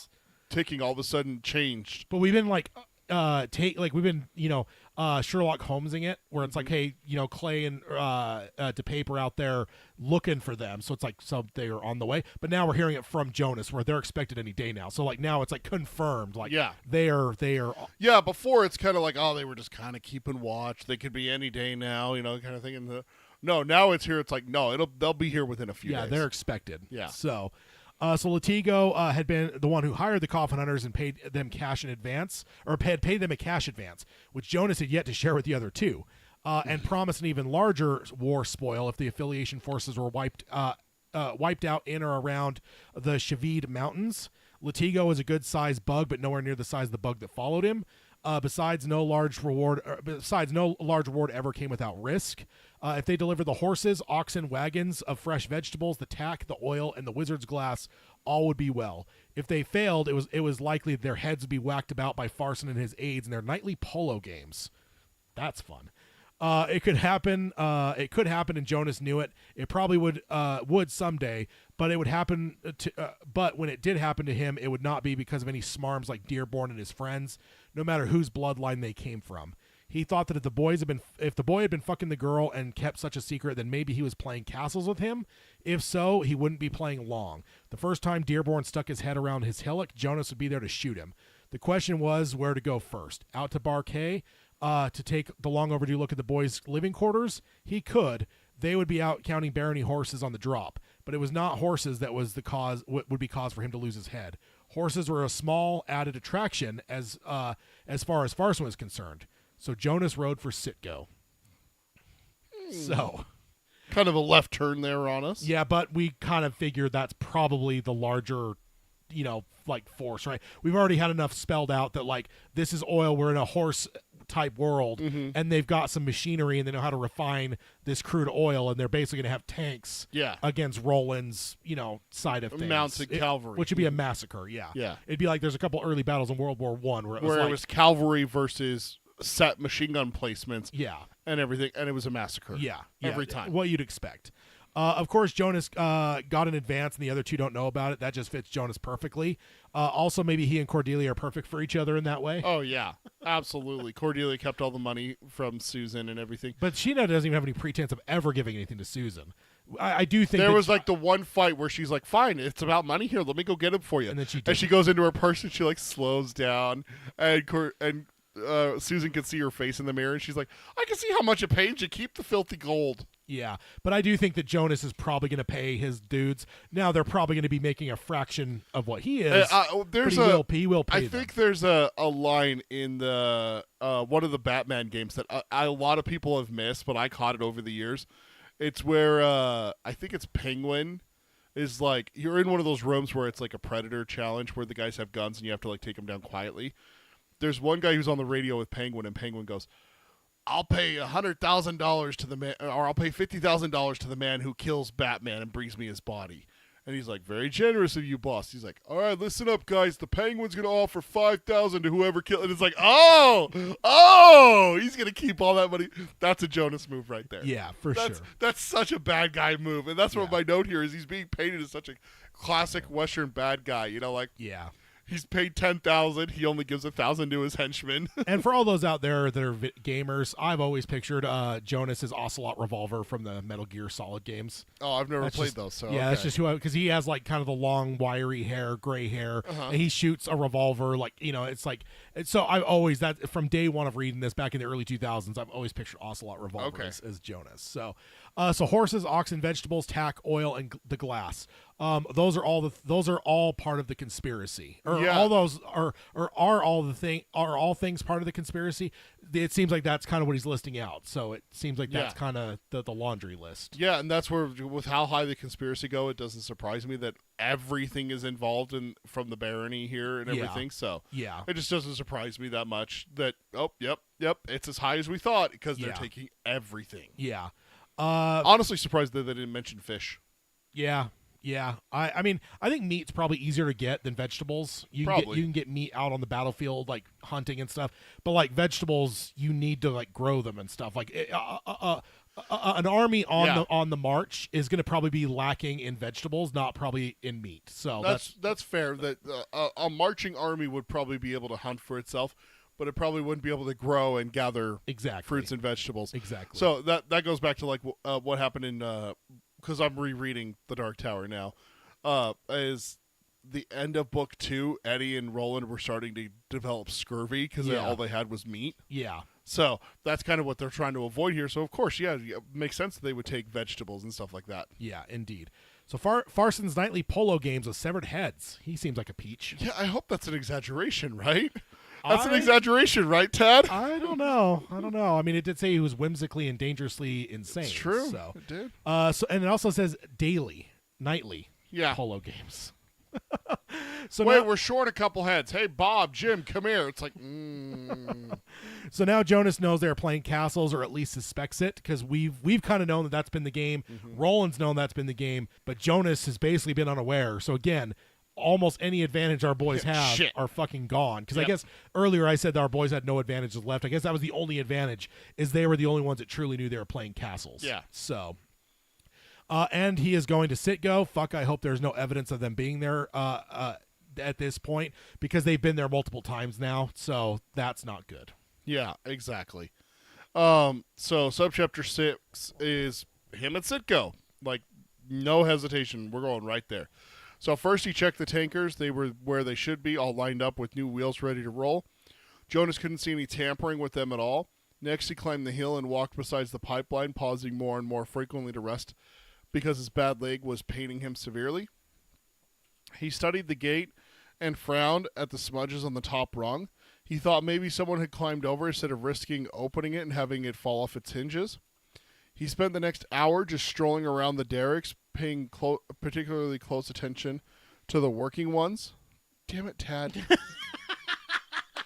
Yeah. What? Seriously, I'm trying to do my section and you go put a fucking snake. And witch. And witch. Is that a witch? It looks like a duck. That's a witch. It is a witch. It's gross. That's gross. Hashtag Ted is terrible. Paying particularly close attention to the derricks that were working. He couldn't read any tracks, not after a week of wet weather. Jonas decided that was enough and started back towards his horse, intending to ride back to town and get a drink to help with the ache in his leg. Halfway to the gate, he stopped and saw a little strip of road leading from Citgo to the Great Road. He sighed and wished he could head back to town and that drink. Roland could relate to Jonas here. Sometimes wishes are overruled by training. Jonas decided to finish the job and start along the road. And my note, no. Go back to town. Nothing to see. Just go back to town and get drunk. Yeah. Because you know that something's wrong. Yeah. You know he's going to find something, I right? have a bad feeling about this. Don't say that. Thank God for bad weather. Otherwise, a lot more evidence would be seen by him. Absolutely. So let's thank Yeah. God for that wet weather. So down the road, he spied something white and smooth, thought it was a stone, but stones don't have black roundness that look like eye holes. It was a skull. He fished it out of the weeds where it had fallen and realized it was a rook skull. And he had seen it before. He had seen it before. Hell, half of the town had. It belonged to the show-off Arthur Heath. He called it the Lookout, Jonas murmured. He put it on the horn of his saddle sometimes, didn't he?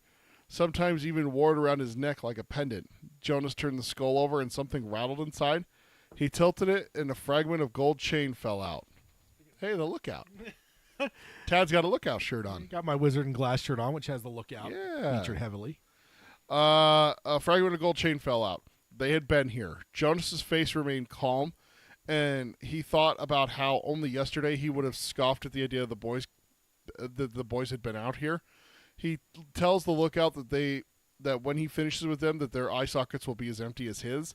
He starts to throw it away and then decides to keep it because it might come in handy.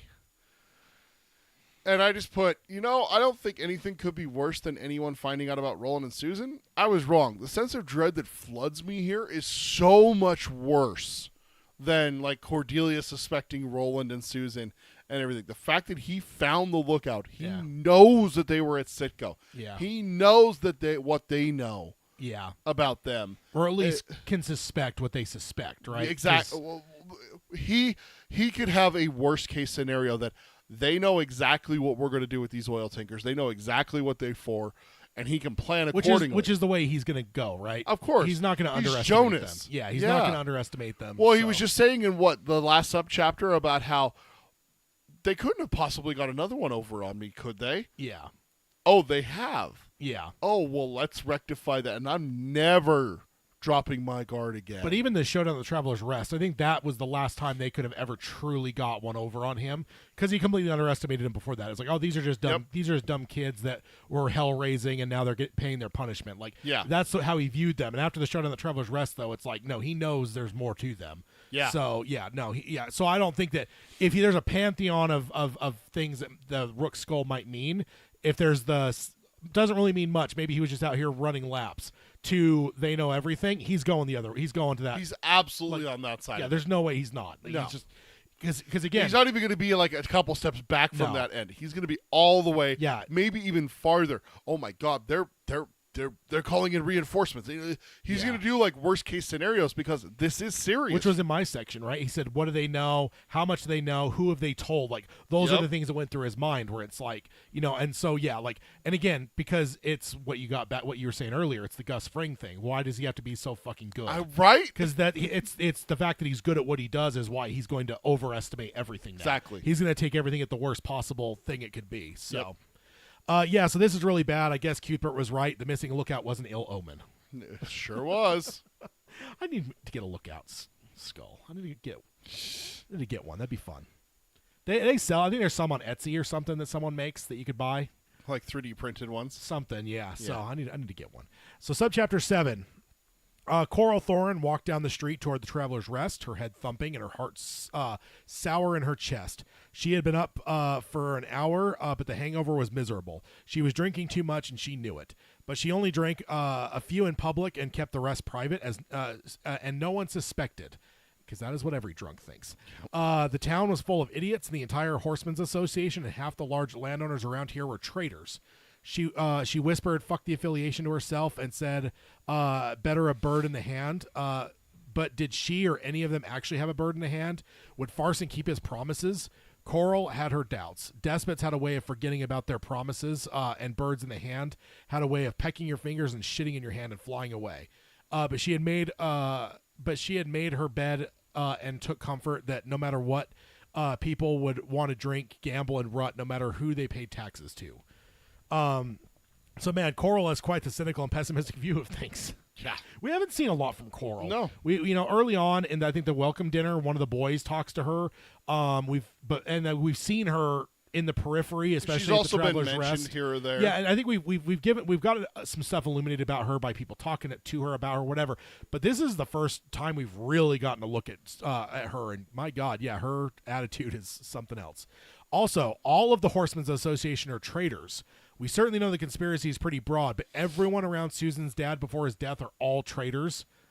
That's something that she might want to know. Yeah, no kidding. That's just my note. All of them? Like Roland brought up, the idea. Yeah. He brought the question up to her mind of, and she's like, no. Did he really die by accident? And ever since then, she's been kind of spiraling with that idea. I thought you were going to say that she. He brought up the idea that there might have been a traitor or two, and then she's like, traitors, like. Well, no, he also I couldn't believe that. Well, he also brought up the idea that her father was murdered. No, I know, and that implies that they're traitors. Yeah. On top of being murderers. Yeah. And so she's just like, no, like kind of like doubting him and everything like that. They're all people that she grew up around. These are like uncles to her and like stuff like that. But now Cordelia, Coral Thorin is saying that all of them are traitors. All of the Horsemen's Association and half of the farmers is what it sounded like. The rich landowners. The landowners, yeah. So Yeah, and I was just, my note, all of them, like in all caps, like shocked and everything. Weren't we talking just a couple episodes ago that we really didn't know how much, like we knew the higher-ups who were involved. The mayor doesn't want to know. He just wants to fuck Susan and be done with it. Yeah. Reimer's definitely involved. Avery's involved. Jonas is involved. Like, that's what we know. Hookie's involved because of the money that he's making off of the horses. But we didn't know how far it went into the community. Yeah. Because that was the thing that we were saying is, like, if Roland and Susan are found out, that might just be an excuse for all of these traitors to to string them up. Yeah, exactly. Burn them, that kind of thing. And so we didn't know how serious it was because we didn't know how much of the town was involved. Yeah. Now we know it's at least at least 60%. So half the big money and the entirety of the Horsemen's Association, which I would assume is big money. That's your top end ranchers, Yeah. like the guys that own most of the horse flesh, right? Like that's so yeah. This is like In a town, what I picture is like a town that has like a coal mine. That's the union. Yeah. Like that's the mining company and the union both being involved. Yeah. Like that's so bad. Everyone that really matters is involved. I mean, the fishermen don't even aren't even mentioned. I don't think they matter. And I think that they don't exactly. I don't Yeah. think that they matter that much. It also comes back to like what we were talking about. Everyone was so shocked how long they were taking on the docks when obviously everything that's important is on the drop. So the fact that that's the trader side, not the fishermen. If the fishermen have been traders, oh, okay, we could probably deal with that. The Horsemen's Association and and everyone are more important and more powerful. But obviously that's not the case. But have we gotten any kind of confirmation from our more all-knowing side that Susan's father was murdered? I'm trying to remember if I think somebody's mentioned it. Like, not in our realm of our heroes, but I want to say that someone mentioned, Well, we had him killed so we could put our man in or something like that. And like if they're all traitors, but we also know from Susan's talk that he was 100% affiliation. So you got a whole league of traitors with one guy that's kind of in charge that's not. Yeah, that dude's not going to last. No. That dude's going down. No. So if it hasn't been confirmed, that confirms 100% that her father was murdered. You see it throughout history where everyone wants to be fascist or communist or Republicans or whatever. And you have someone at the top that's like, no, this is bad for us. That person doesn't last long. No. Like I think of like Mussolini at the end of his reign in World War II in Italy, and everything. It's like they're like, no, we're done with fascism, and he's like, no, fascism. And they're like, oh yeah, strung him up from a telephone pole, like like that's what happens to those kind of guys. So yeah, and maybe they made it look like an accident, so they didn't raise too many suspicions because they still want to go under the. Because he would have been highly regarded in the town too. Like because that's not the kind of guy you could just wipe off the map. But the thing is, they also still have to consider the in-world influence. Like because that was the name that Roland and them were given when they were sent. Was Pat Delgado? Yeah, Pat Delgado. So, indeed. So the news hadn't even reached in-world yet. Yeah, no, I hadn't because Roland didn't know. Yeah, and. Maybe they kept it quiet on purpose because they didn't want them to know. So it's like this is all adding up to be bad. Yeah, indeed. She looked up the street at the boys on ladders hanging paper lanterns from the high poles and buildings. On the night of the Reap Fair, these would be lit, and the main street would be filled with 100 shades of soft, conflicting lights. She was swept up with nostalgia, thinking about being a small child holding her father's hand, looking at similar lanterns. That child had grown into a woman who owned the saloon and whorehouse, not to mention a great deal of land along the drop. A woman whose latest sexual partner was her brother's chancellor. So just a pause right there. That's why she knows everything. She's sleeping with probably the most implicated person in the entire thing is Reimer. So, and whose chief goal was to get the hair of the dog that bit her as soon as possible. She wondered how she had gotten here and where it went wrong. She thinks of the traveling preacher woman who had been through town a year before, Sylvia Pittston. Go ahead and do your last note here because that just Sylvia Pittston. Holy shit! Like Roland is going to run into her a long way in the future. Yes, and a long way from here. A long way from here. Oh my God, man, King fucking blown my mind here. That's a big one. Cool way to see a bit of her childhood here as she laments how she got where she is. Yeah. Also she owns a lot along the drop, so she's doing pretty well for herself. Yeah. Which is pretty standard, right? Brother's the mayor. The mayor can't buy up a bunch of land in the drop without it being looking suspicious. So I mean, mayor's sister buys it up. He does own a bunch of land. I'm sure he owns. No, they reference it in an earlier subchapter. I didn't really make a note of it, but in one of my subchapters where they're talking about the boys are out riding and they're being all happy and whooping and stuff like that. They're talking about that they're riding on the mayor's land. So the mayor does own a bunch of land. But is that his ownership, or is it you calling the mayor's land is what the town owns? It could be like the actual like this is the mayor's. But since he became mayor, if there was any growth of ownership, it wouldn't be him because that would look too corrupt. But if his sister was quietly buying land up, and then after he's out as mayor, that's just like the classic corruption, right?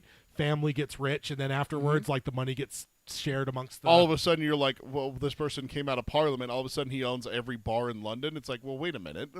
Hold on. Yeah. How? Kind of. I just my note here is it's pretty impressive to see how well she's done for herself despite being a woman in this society. Yeah. We're not seeing women being held in positions of power. Rhea's a witch. No. That's the exception. But the mayor, the counselor, the chancellor, the sheriff. Yeah. Yes. Plus how desperate Cordelia has made it out to be, and the fact that, her and Susan are single women, and the fact that, like, that pretty much puts them at a disadvantage. So, to show the reverse of this now is to show, I keep wanting to say Cordelia. Coral, she's definitely bucked the trend. Yeah, and that's just... And she's done pretty well for herself. Yeah, that's a lot to own. Yeah.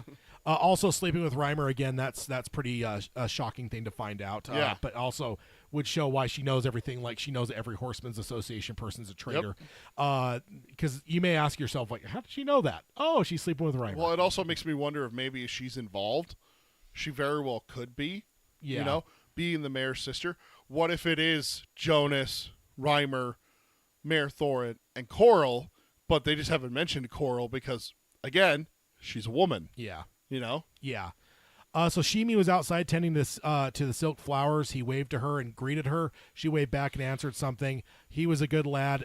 She was glad that DePape had not killed him, although he was replaceable.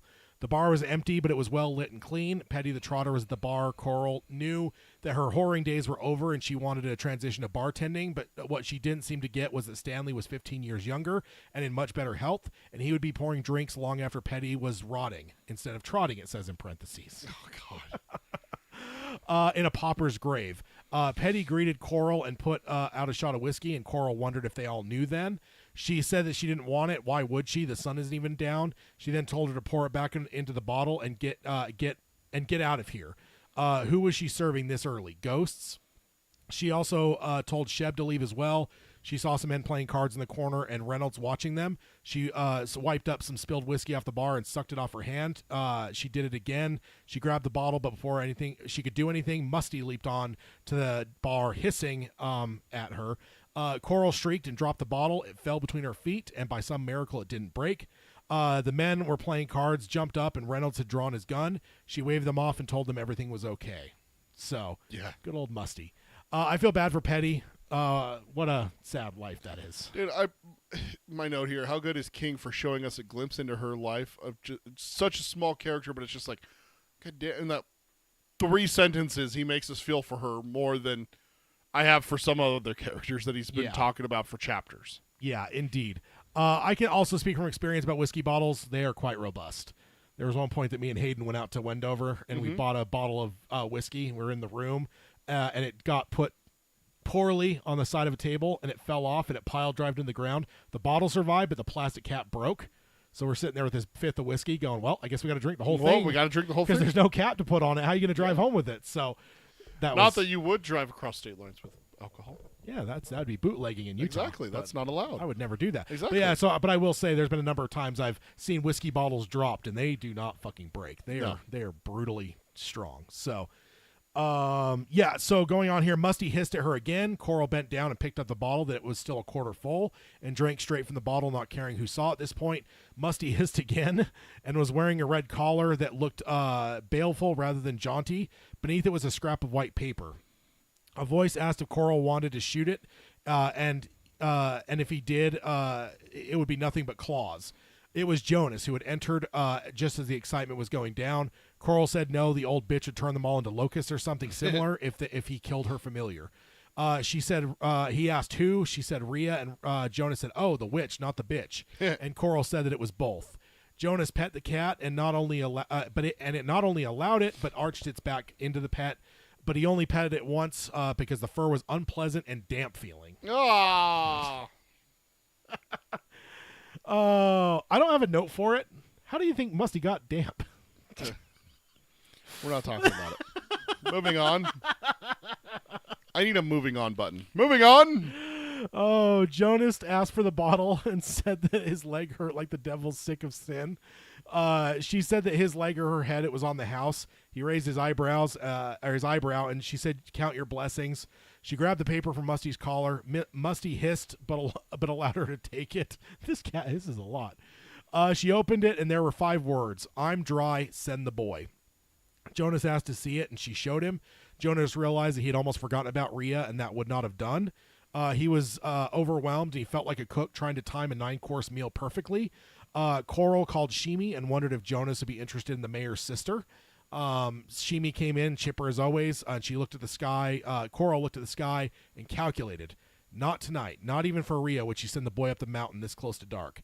She told Shimi nothing, never mind, go back to your flowers. She turned the note and scrawled a single word: tomorrow. Folded it and asked Jonas to put it back in Musty's collar and said she didn't want to touch it. Jonas did as he was asked, and the cat favored them with a wild green look and vanished out the Batwing doors. So, Well, this is some world building here. We're Yeah. kind of now seeing, because I think at one point we got wind that she had, a bottle of Graf, or a keg of barrel, Graf, yeah. a barrel, and it's like it's one of those things if you think about it too long, you start to wonder, like, wait, well, she probably doesn't really go into town as a witch. Like, how does that work? Yeah. Now we're finding out how that all works. That's kind of cool. Yeah. I guess Coral didn't see Scarface. Never get high on your own supply. Yeah, I don't think the Coffin Hunters would do well if one of them killed Musty. I think Rhea might burn the whole town down. Yeah, that'd probably be bad. Yeah. Don't imagine she gives free drinks very often or at all. No. I don't feel like this world just would be like that. Especially her, too. Especially her, yeah. She seems pretty shrewd about all this. Jonas is feeling overwhelmed. That makes me feel nervous and happy all at the same time, because that's good. It makes me nervous that he's going to do something. Yeah, it makes you wonder what those 9 courses are, as if he's a cook. Yep. But it is good that he's feeling a bit overwhelmed. That's at least some encouragement. I like that Coral won't send Shimi up the coos this close to dark. It shows she's looking out for him, at least in the most minimal of ways. Yeah, this just makes me think of those mafia crime bosses who look out for people, but only because they're valuable to them. Yeah. Because was it her or Stanley way early on, back by towards the showdown at the Traveler's Rest, that was reflecting on? I know it was Stanley, because Stanley was like, the one thing that was great about Shimi is he always had a good attitude, and he would never take a drink on the sneak a drink, and he's like, that's something you just can't get from a bar help. And then because I remember part of the thought was it could even be my kid, Yes. because it's Stanley Ruiz, and later we're going to find Shimi Ruiz so he takes the name of Stanley, and there's a chance that Stanley is the dad, but there's no ever confirmation. Right. So Coral should probably see some value in the fact that you got someone that's not going to be taking drinks on the Exactly. slide. But like she still said earlier as well, he's still replaceable. Yes. But she's not going to do something that makes it so that she has to replace him. Yes, exactly. She's not going to rush that. Yeah. So she said time is short and asked if he wanted to go upstairs to Jonas. She said she was not much to look at, but she could spread him to the edge of the bed and didn't just lay there. And he nodded. Did you just shut her there? Yeah. She warned him that she might Sorry, say... I'm picturing Rhea with her. Oh. So that's probably the reason why. Yeah. She warned him that she might say some nasty things, and he said he would be all ears. He told her to hold on and went to Reynolds, who offered him a chair, and he told him no, he had a lady waiting. Reynolds looked over at her over his shoulder and asked if he was joking. Jonas said he never joked about women. He told Reynolds to go to Langhill and tell him he wanted a dozen men, but no less than 10, and to take them to the oil patch. Good men who would keep their heads and not prematurely spring an ambush if an ambush was required. And he said to tell them that Brian Hookie is to be in charge because he has a level head. Also shows how much of a traitor he is, that he's one of the top people. He's involved. Yeah. Reynolds asked if he expected the brats. Jonas said that they had been out there once and they might again. And if they do show up, they are to be crossfired and knocked down dead at once with no warnings. Reynolds asked what story they would tell, and Jonas said that the oil patch must have been their business to give it to Farson, and that he and the Coffin Hunters would be carried around through the streets like heroes that rooted out the traitors, which that's always frustrating when your heroes end up getting blamed for what the villains are doing. Yep. Jonas asked where DePape was, and Reynolds said he was out at Hanging Rock, and that he said that they are coming. When the wind was swinging to the east, they could hear approaching horses. Jonas said that maybe he could hear approaching horses. Jonas said that maybe he hears what he wants, but inwardly he did suspect that DePape was right. Jonas's mood was in the pits when he walked in, but he had rebounded quite a bit. He said he would move the tanker. He said they would move the tanker soon, whether the brats came or not. At night, 2x2, like the animals getting on Old Pa's ark. But they'll leave a few like cheese in a trap. Reynolds asked, what if the mice don't come? Jonas said, if not one way, then another, and he intends to press them more tomorrow, and wants them angry and confused, and told Reynolds to go about his business. And he had a lady in waiting. Reynolds looked at Coral Thorin and said, better you than me, Eldred. And he agreed and said she'd eat him like fudge. He went to her and took her hand and asked if they should bring the bottle, and she said, why not? So it's the end of the subchapter there. Yeah. I remember wondering if Jonas sleeping with Coral would cause some strife with Reimer. At this point, everything is going wrong, so I was grasping at anything to help our boys out. Oh, yeah. Because it said that, she was sleeping with Reimer, so Right. it's like maybe this could be like a wedge to help break up this other side a little bit. Like, Hopefully, yeah. I'm just grasping at straws the first time reading this here. They're setting up a bushwhack at Citgo. Luckily, there's no indication that the boys are going to the patch anytime soon, so hopefully this is all for nothing, but it does sound like it won't be a showdown if they do. It's going to be a full-on massacre with no warning. Yeah, they're just going to blast them. Yeah. So, yeah. That's the fact that Roy thinks they are coming, Farson's men is what I'm talking about. And while Jonas thinks he's hearing things, the fact that he's like, yeah, he's probably right, still gets me nervous. yeah. Oh, yeah. Like again, we don't have a clock towards Reap, but all of a sudden Farson's men are going to be here a lot sooner. Yeah. They're coming very quickly. Yeah. And he is going to do something to spur the boy into anger and confusion, the classic Sonny Corleone strategy. Yep. I remembering what it might be and if Susan would be part of it. Oh, yeah. Because if he suspects that's so fresh in my mind as a reader the first time, I'm like, Yeah. uh-oh, are they going to do something to Susan? So that was my immediate fear. So. Oh yeah, avid book reader. So, So what we do is we split it up. We have these book club episodes where we kind of go through line by line through the Dark Tower series, and that's usually our second episode of the month. But this month we flipped it. Our first episodes of the month, because we do it every 2 weeks. We generally have a roundtable discussion, which is where we kind of talk about more things, all things King, as well as like it's not necessarily as textual as this. Yeah. So that's kind of how a little bit more broad subjects, but also some very specific ones. Sometimes we'll have like I brought one up last time, just with my reread of the Dark Tower that came up, and we have another one for next episode as well. Yeah, that I came across, and so stuff like that. Also news. We cover yeah, news, like Stephen King news and stuff for movie sure. adaptations, announcements, castings, New books. We just got one announced release date for that last episode. Yeah, so that's when we covered that. So that's our roundtable episodes. Those are usually this would usually be a roundtable, but we also do a year-end bash where we kind of celebrate the end of the year, and so we always flip our December episodes. So the book club's the first episode. So that's kind of what our show looks like. Yep. So our last and thanks for subscribing. Yeah, absolutely. Glad you found us. If you haven't subscribed, please do. He said he did, but No, if you're I talking know. to everyone. Everyone. Yeah, that's true. Got to say it or YouTube will destroy you. Exactly. Especially when we start talking about it. That's like required. Yeah, indeed. So our last subchapter here, subchapter 8, it's a real quick one. Coral slept like the dead when she was drunk, and if she had passed out from drinking, the bed springs wouldn't have woken her up. Bomb blast might not even have woken her up. But although they had brought the bottle, it stood on the night table of the bedroom, which she has at the bar, and it was bigger than 3 of the whore's rooms put together.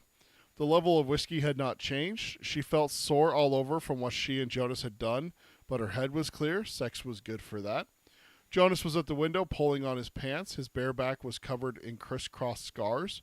She thought of asking him who had done it to him and how he had survived, but decided to keep quiet. She asked where he was off to. He said that he wanted to find paint of any shade and a dog that still had its tail.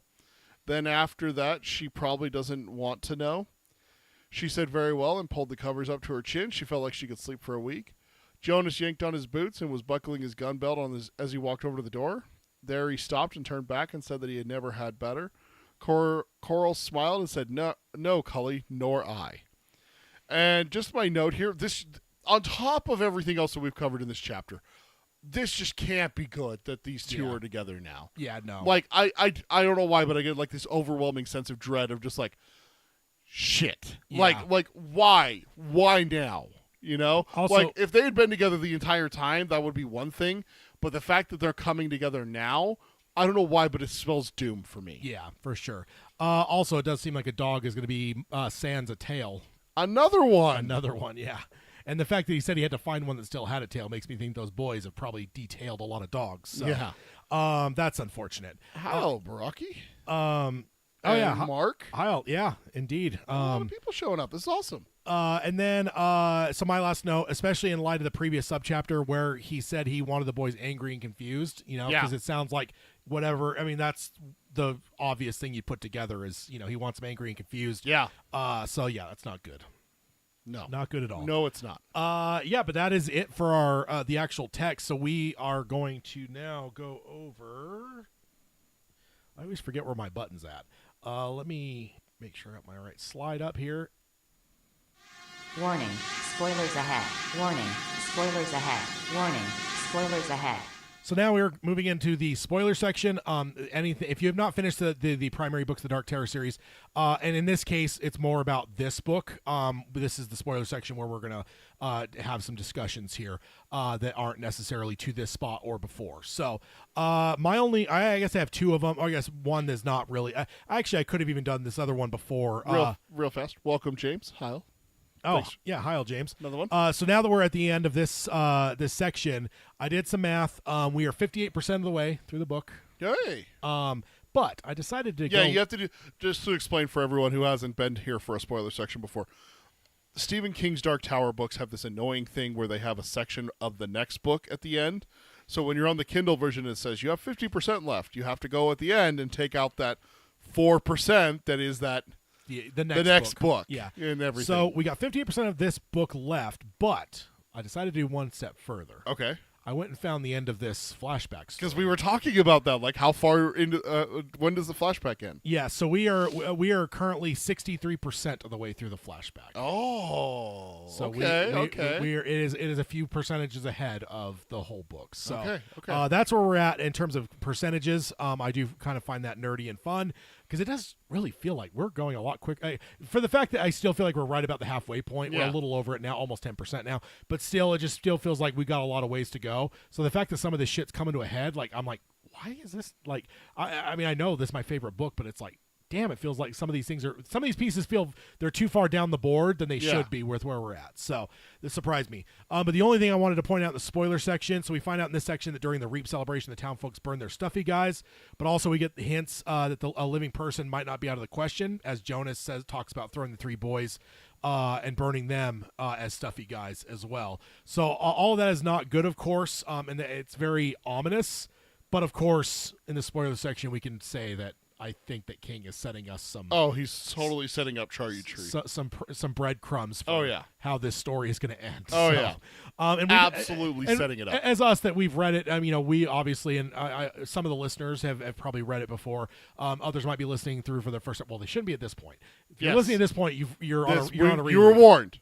But if you're on a reread, you kind of know. And this whole book, I've been kind of like trying to watch for things. And like we've seen stuffy guys mentioned, but never a context of anything other than they're decorated. Yes. This is the first time that it's like, oh, the ritual is you burn the stuffy guys. Yeah. And then, I don't know, just the fact that like Jonas, like, I wonder if she'll still be happy knowing that they're going to scream like, pigs or whatever he said. Smell like pork and scream like banshees or something. Yeah. And it just, like the fact that there's a question to that makes me think that it's maybe not out of the question, and that maybe 100 years ago, real people, like I think of like Shirley Jackson's the lottery. Yeah. Where it's like the town has a lottery and it ends up they stone the person that wins it type thing. It just reminds. It gives me. Have you not read that? No. It's one of my favorite things I read in middle school. But yeah, I just it makes me think of that where it's like maybe down in the past, before they evolved a little bit more and moved on, they used to burn people, and maybe it was like a sacrifice, like the Mayan type stuff. And then as they've evolved, it turned into like stuffy guys, right? It just, I don't know. There's just some stuff I'm pulling out of that what Jonas said, like because if a live person had never been burned before on the Reap pyre, I don't think there's a question of how she would feel about it, right? Right. It'd be like the fucking absolute terror and horror of everyone, the fact that a real person's in the fire. Like, that's how you'd view it Yeah, if it never happened it makes you before. wonder how far away we are from human sacrifice in this society. Yes. That's the big question of what you're saying is like Yes. like how far long ago? Like, was it her grandpa? Was it her great grandpa? Yeah. Are we like 6 or 7 away from human sacrifices? Like, how far are we removed from that? Yeah. So, we're starting to get some setup. More so. I mean, more so. Dude, than the Jonas stuff kind of intrigued me. I don't catch a lot of stuff. There's sometimes where I don't not a lot, but sometimes there's stuff that I don't catch until we actually start verbally talking about it. There's difference. That's one of the reasons why I'm so into audiobooks is that I feel like I listen better than I read. Yeah. I absorb better. I mean, I've been listening instructions since I started, kindergarten. Yeah. And everything. So I think it's just a little bit better, easier for me. But I think that when we were talking just now, especially today, the Jonas stuff being a failed gunslinger is getting heavily influenced. Hinted at. Yeah. Here. Yeah. In this chapter. In this episode, yeah. In this episode, in this chapter, we're seeing lots of, Roland could relate to his training. Wait, there hasn't been any. You called it. That's an odd thing to say. Yeah, because that was my subchapter when that was called out. But in your subchapter, a couple subchapters before that, it was called out that you called out like, well, we don't know anything about his backstory. Like, that's kind of interesting that he's just going to turn tail and run and and everything. And I'm just like, well, we know that he's a failed gunslinger, and I'm like, oh wait, we don't know that yet. Yeah, we don't know that. And now that we're in the spoiler section, we can also talk about his limp. Yeah, his limp is caused by. We're gonna find out that his limp is because his trial. Yeah, Roland just had his trial with Court, and later we're gonna find him get confronted where it's like it wouldn't have been Court, it would have been Court's dad probably that sent you west. Like, and what damaged the leg permanently. Yeah, what did he do to your leg? So we're gonna find that out because I didn't want to call that out in the non-spoiler section because like that hasn't really been revealed yet. But yeah, Mark's quote. Oh, that's how we used to do it. That with the burning people alive thing. Yeah. We used to do that. Yeah, it was too nonchalant the way he was like, I wonder how she'll feel. Yeah, when this happens, that's just too like nonchalant for the fact of it being completely out of the question. Exactly. So it just makes me like King setting the stage here. And yeah, it's sad. And we know what's coming. Yeah, but yeah, the Jonas backstory stuff is like getting hinted at here too as well. Such so a great it's moment too. Oh yeah, I can't wait with Roland verbally. I can't wait, dude. Oh yeah, I can't wait. This has been great though. So yeah, that is it for this 2024 book clubs series. We're going to be moving into the rest of the book, obviously starting in 2025. Although. With our calendar, we've already mentioned this. We are only doing one episode in January because of the way the dates fell, and that will be a roundtable. So you won't be seeing us again until February for the book club side of things. Right. So it'll be the second episode of February is when you'll see us here again for a book club. But we will be back, of course, in a fortnight for our. Don't we do book club's first episode? No. Oh, we do them second. Yeah, okay. we're only doing that because of the year-end bash. That's right. So. That's right. So we'll be the second episode of February, but we'll be back, of course, in a fortnight for our year-end bash. Yep. And then on the 18th of January, we'll be kicking off 2025 with our first roundtable. Looking forward to 2025 quite a bit. So Mark says in the chat, it did always bother me a little that Roland doesn't know about this castaway gunslinger from only a half generation or so ago. That's a good point. Do you think? But they actually I wonder. Do you think they tell the people? Yeah, I wonder if they don't. That would be something that they wouldn't necessarily like advertise. Yeah, that they sent this dude west and like everything the names like that. of them. Like they all know what's on the line. Also, let's be perfectly honest. Jonas is probably not his real name. Yeah. Like, let's be perfectly honest. If Roland failed and went west, he probably wouldn't go by Roland, son of Stephen. Also, when do you think Roland catches on?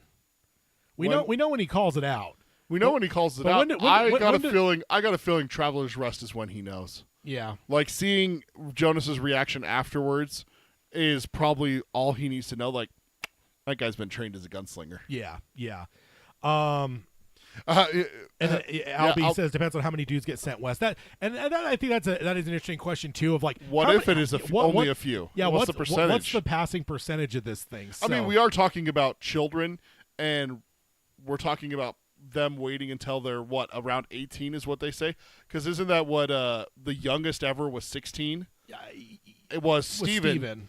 And Roland is 14. And he's 14, and he's like, you're early by a year at least, you know, kind of thing. Like, you would have been the fastest, but your dad was. Yeah. You're going to beat your dad, but you're early. I'd say high school is what I always, in my head, yeah, picture. so, like, a lot of them probably wait until they're really ready to take the trial. 16 to 18 is probably my ballpark of what I would guess. Also, it could just be like a simple flaw in their culture that's leading a lot to their downfall, is that instead of training everyone, instead of having a trial, you just graduate everyone. Yeah.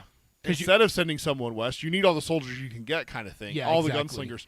But again, that's not what a gunslinger is. The gunslinger is the best of the best, you know, that kind of thing. You have to pass that trial, you know, that kind of thing. Yeah. So, you know, kind of like you always think of like the Navy SEALs kind of thing. Mark, I'd like to imagine a wall of shame. A wall of shame. Well, like that's the way the Jedi are. The Jedi have the Fallen 20, and like in episode 2, you see statues of them. Oh, is that what that is? I never knew that. Yeah, when when the librarian comes up. Yeah. Obi-Wan's looking at Dooku's statue. Because he's one of the he's one of the fallen. One of the 20 fallen Jedi that have ever fallen from the Jedi Order. It's where they hang the urinals, the wall of shame. You're just peeing on Jonas's head. Oh man, good stuff though. Brocky says, "I bet it's more than what would be characterized as rare, 15% or so. I bet there's another 25% that just decide not even to try it and end up as perfumed diplomats." Oh yeah, I forgot about that line too. That gets brought up too, where there are some, because they suspect that about Cuthbert. Yeah, that he's not actually going to go through his trial, that he's just going to become, and that's what they do. Instead of going through the trial and becoming a gunslinger, they have other paths as well. So there are some that probably just, like he said, choose not to be gunslingers. Yeah. That's why Jonas says he wants to piss on them. It's revenge for the urinals. Dude, headcanon. Oh, I love it. So yeah, let's go ahead and hit the outro stuff real quick. If you want to subscribe to the show, you can do that on any podcasting service of your choice. You could stream us on Spotify or Stitcher. You could join us over here at youtube.com/darktowerpalaver for our live streams. As a number of people have did. I don't even want to go through and read everyone because we got a lot of people that have joined in.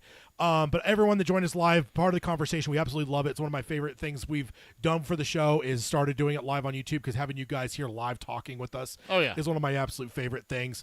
So I love that. If you want to be part of that over here, come over to youtube.com/darktowerpalaver, like, subscribe, and ring the bell for notifications. Every once in a while we have to move our schedules around a little bit, and the notifications will always let you know.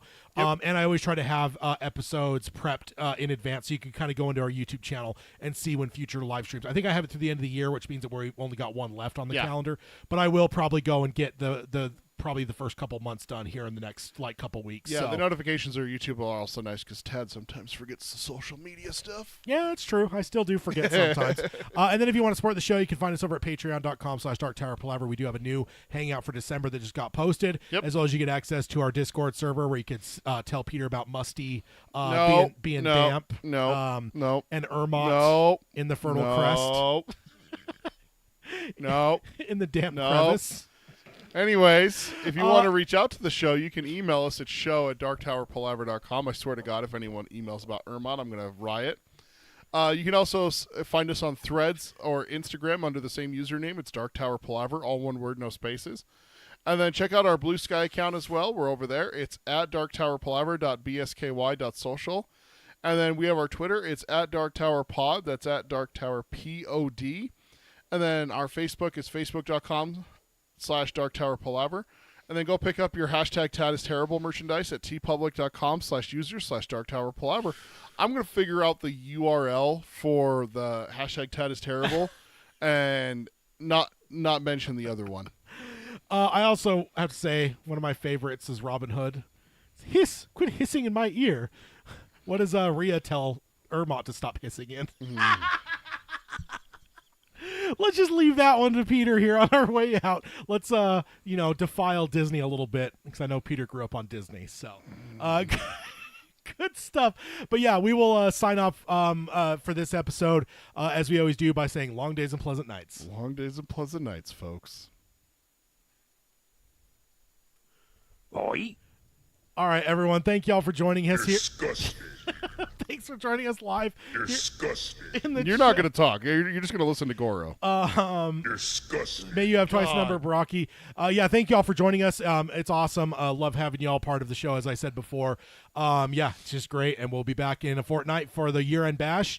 And then, yeah, just kicking up off into 2025. Can't wait Also, for if you that, want to come hang out with us and talk about Revenge of the Sith, come check us out on Geekery Abides. That's our other show. We're going to go live here in about 15 minutes or so. Yep. Going to be talking Star Wars Episode 3, Revenge of the Sith. Yep, can't wait. See you guys. Bye.